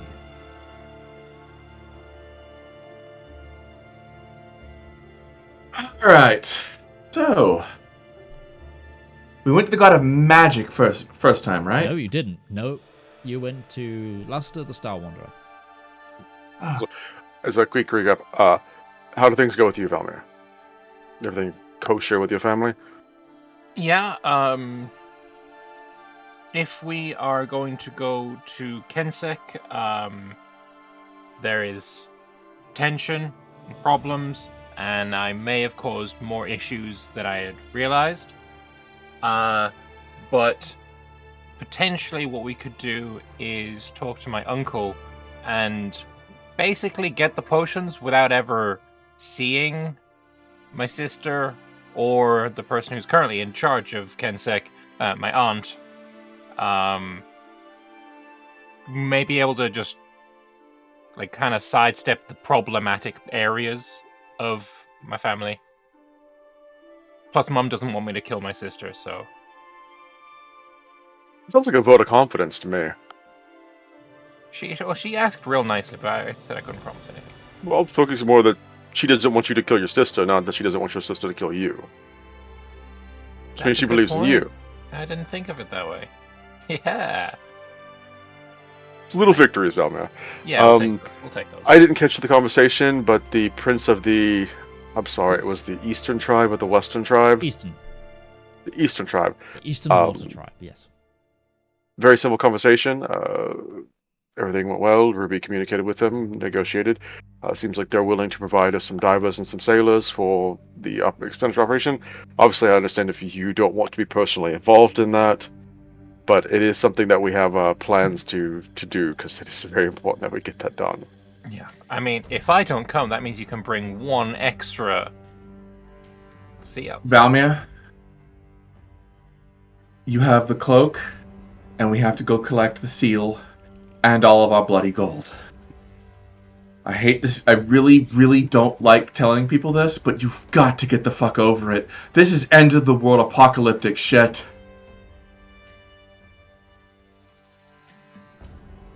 I would not begrudge you if you were afraid of disintegration. I'm not trying. Listen, I get it. I really do. But I would brave a disintegration ray, which I already have, by the way, to save the world. That's why I specifically pointed that one out. I get it. I do. Trust me.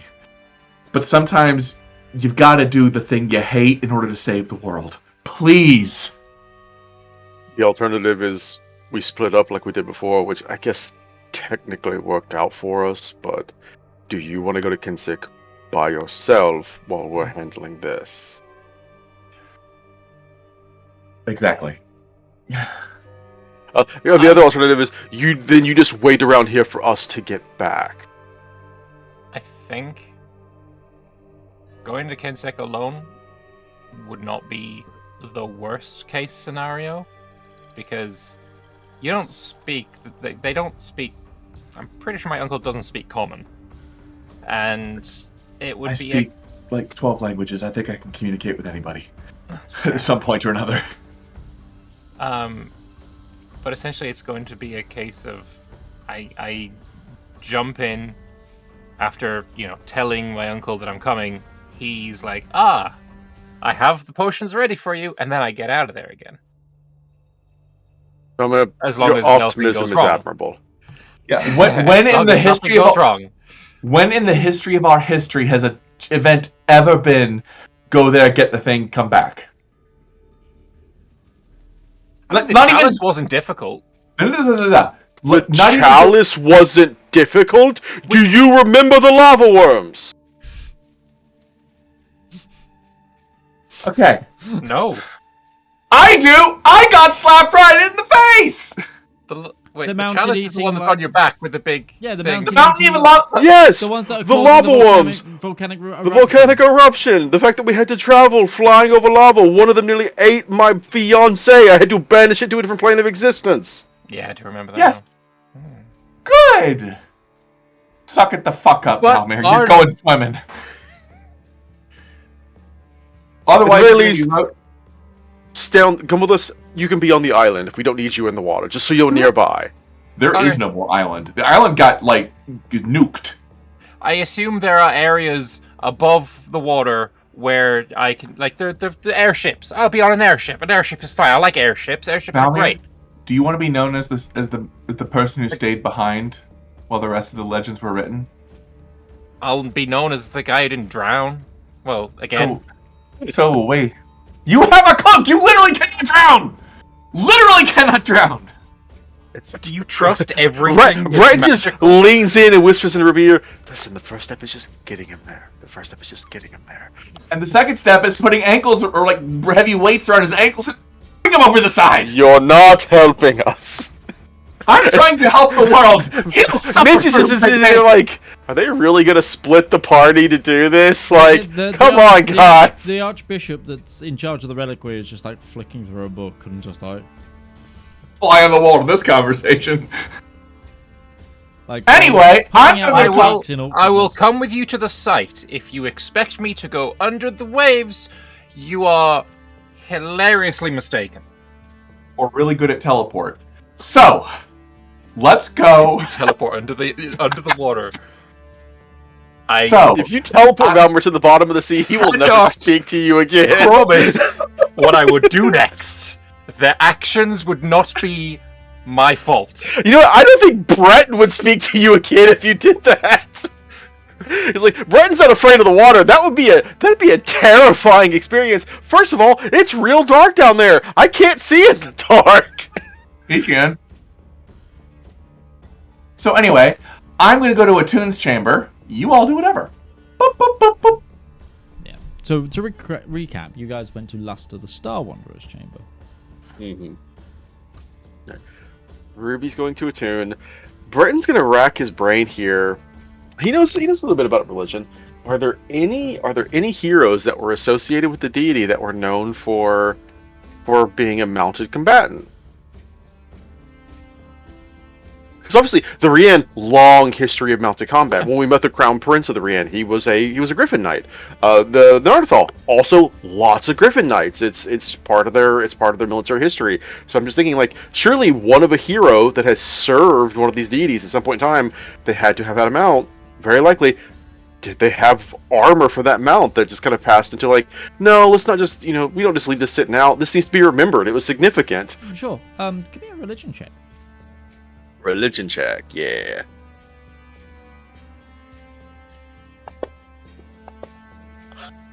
Have we used our sessional inspiration yet? No, you haven't. I'm gonna go ahead and use it for that because we've got 20 minutes left. I think we're good to. It got better. 17. Yeah. You would know that Ayar, the Dawn Shield, whose temple you in fact visited, rode a Pegasus. That might be something we can do. I guess Breton will look into Ayer. Okay. Valymr. Also fitting because Ayer was the one who blessed his armor, right? Correct.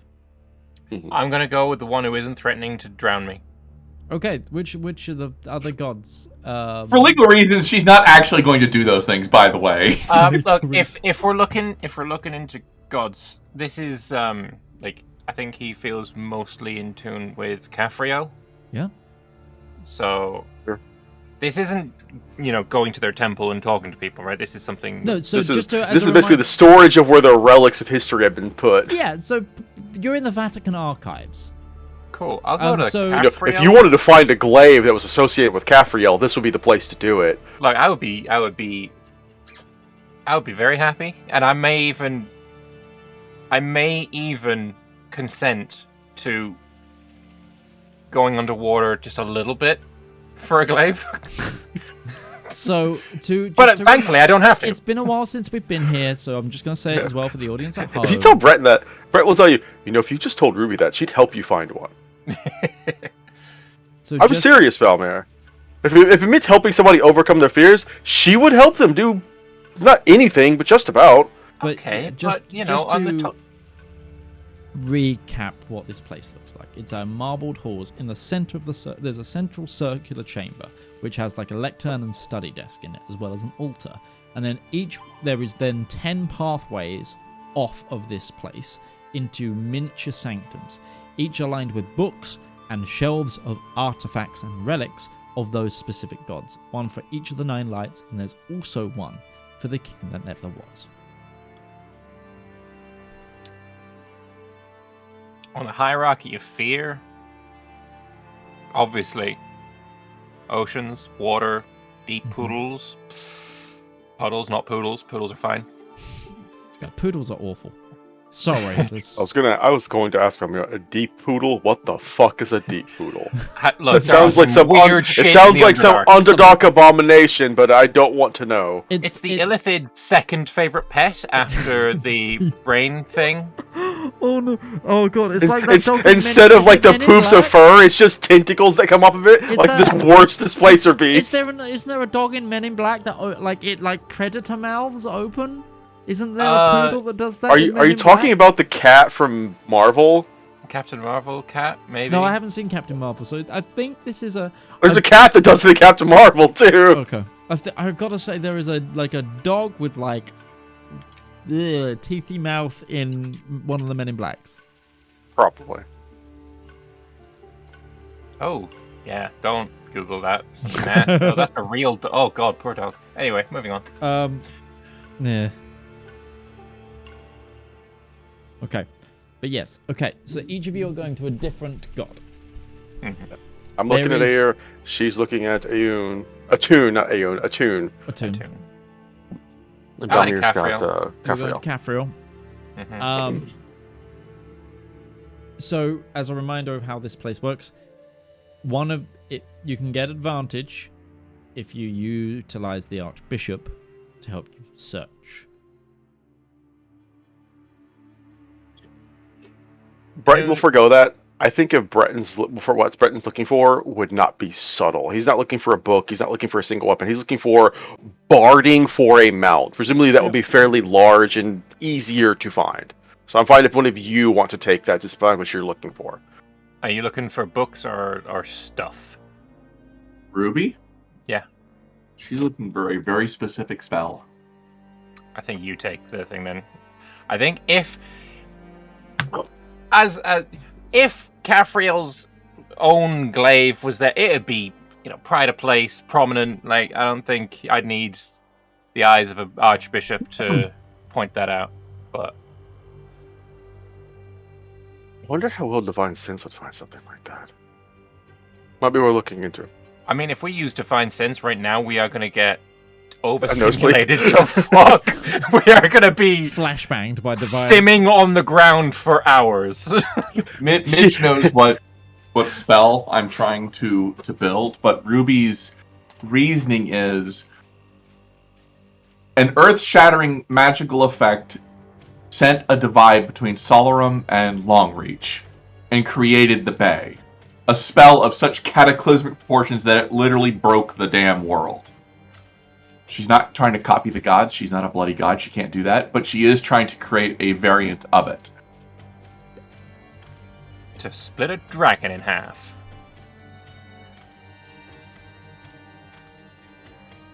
Okay. Sure.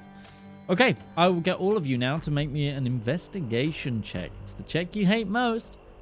We do hate Ruby, them. you can do but, yours at advantage because you are taking Muscle Mummy Archbishop as your companion into this room.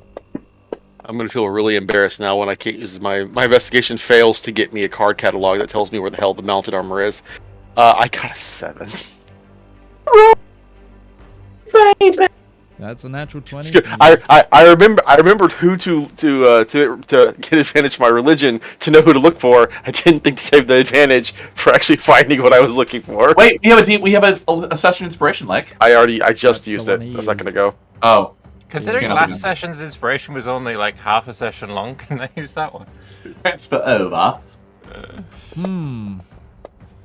I'm going to use a point of luck. I have my own goddamn inspiration. Thank you very much. Breton, You do. You have a bunch of luck. I will, because Lake, Because you Hey, Valymr, at solved least the you're puzzle last session. I will allow you to take last session's inspiration. That is a very valid point What's up? put out by Valymr.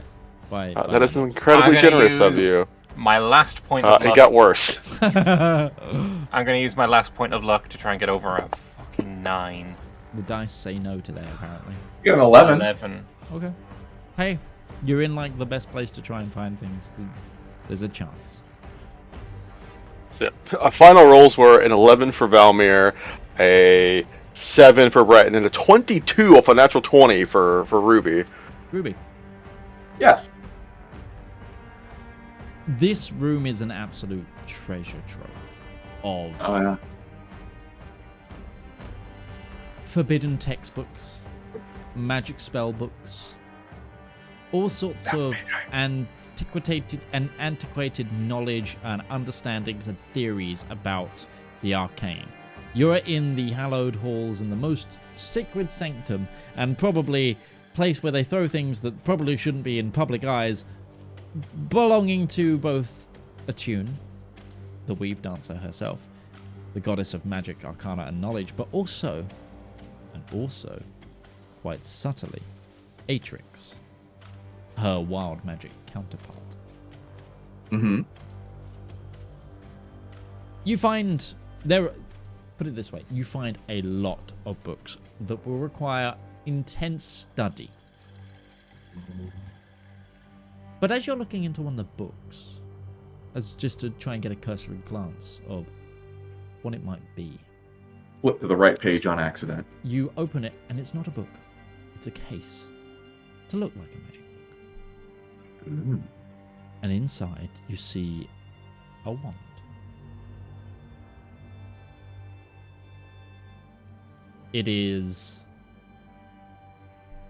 It has a handle of pure deep crystal carved to fit very ergonomically in the hand, and then out of it is a deep sort of it's a deep purple crystal into a deep sort of, it goes into a lighter purple wood, and then goes all the way up to the white, and then the tip of the like the wood of the wand is like white with ash.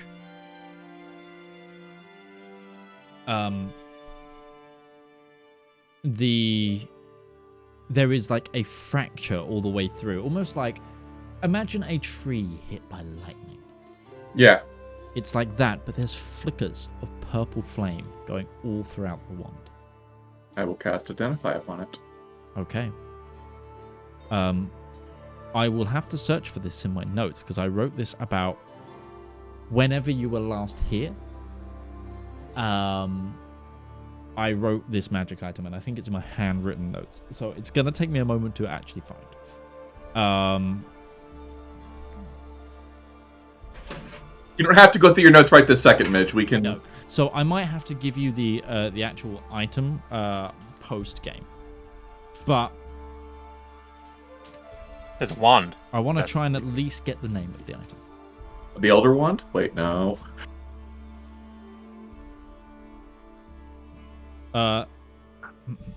It's called the Warweave Wand. The Warweave. Okay. And this, you would assume, or It's a knitting needle. It's a very potent spellcasting wand that used to belong to the first ever Lady of Arcana, who was a student of Attune herself. Okay. Charming. There is, but you get the impression that you found this, but also there is plenty more.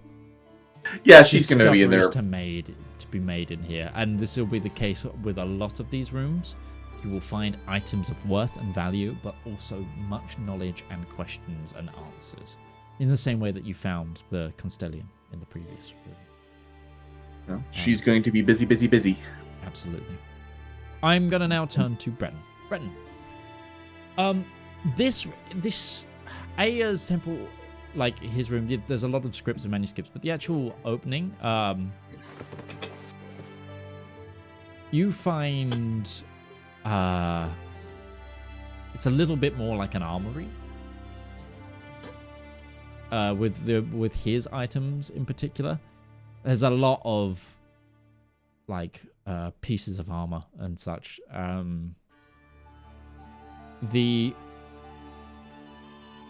Part of Breton wonders if he had kept his armor, would this have been a good place to leave it? But he feels more assured that doing what he did with it was the right call.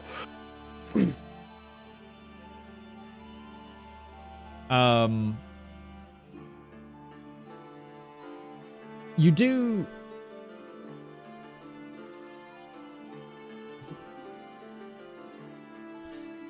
You do find in a chest a set of chains, like chainmail, that upon inspection does seem to be sized for a mount. They're like a glistening white is chainmail. Really light to hold. You would say that this wouldn't be a full barding, but it's definitely enough to armor some barding, if that makes sense. Like, it's not got the saddle, it's not got the reins, it's not got the full headpiece, it's mainly the body piece. Whether there's more in some of the other chests and crates in this room, possibly. That's what you found thus far.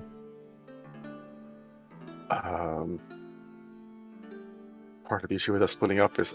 Wait, no, I have Detect Magic! I have Detect Magic! I'll cast Detect Magic! Just is it magical, or is this just...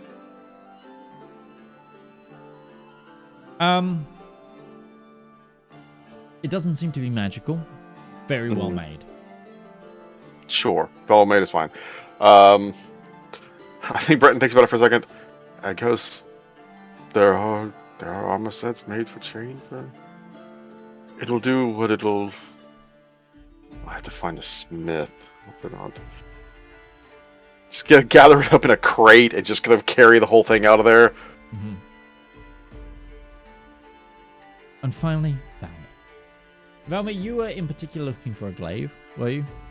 Yeah, and I will aid my search by putting the blindfold down and reattuning to it. Detect magic, detect good and evil, divine sense, all of the detections. I'll do all of them. I just think to use Detect Magic in my search to see if I could find something magical. That would have been save me some trouble. Divine sense as well. That's, Sure. You're gonna...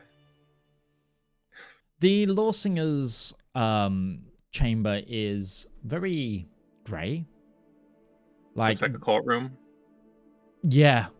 It's very much, it's like if concrete was a construction material in this world, it's very concrete, very very Spartan. Like all of the books, there isn't like fancy filigree on all the sides and stuff. They're just like, this is a book. This is a thing. Like, it's very to a point. That being said, upon your searching, you do manage to move aside the only standout feature in the room, which is a set of stained glass, which actually turns out to be the opening to a smaller chamber, almost like walk-in cabinet, which seems to be where a lot of arms are kept. There are a number of polearms and hammers of various stages of rust and not rust. And with detect magic eyes, is anything pinging out? There is one such polearm that seems to be. And is divine sense also registering anything from it? A little bit. What does it look like? So it is a silvery glaive all the way up. At the very top, the shape goes into like the shape of a set of scales opening up, and then out the bridge of the scales, a white wing of metal with a sharpened edge to make it look like a so it's a blade that looks like a wing. When I was in the Shattered Shields, Yes. and I had my vision, Mm-hmm. I saw Caphriel. Yes. Does this glaive look like the one she carried during that vision?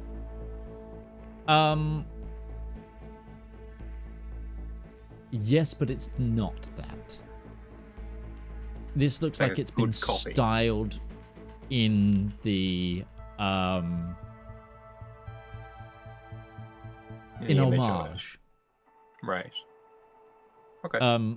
Also, this is like more so than the like the more oriental style glaive you have right now. This is a bit more. The blade is less curved. There's less is less naginata. It's more more glaive, like, less Nanganata. Yeah, more glaive, less naginata. It's in fact more in shape, kind of close to a Grey Knight glaive Oh, okay. of Yeah, the yeah. blade, but that is a wing. That's cool. Is there a hammer that stands out as well? A war hammer that stands out? Yes. There is. I will take both. See, I mean, I'm allowed to just take.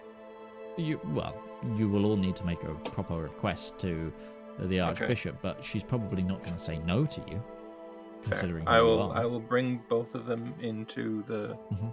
main chamber. Into the then. light of the main chamber. Into Fair enough. main lightness. Sure. After your cursory searches, I'll allow you to regroup if you want to talk. But if not, we'll end tonight's session there. And with that, all I've got left to do is thank who's been here. Thank you to Lord Lambert, to DM Link, and to Bethany Rose. I've been Midgeman. We've been the Elendor Chronicles, and we will see you next time. Bye-bye. Toodaloo.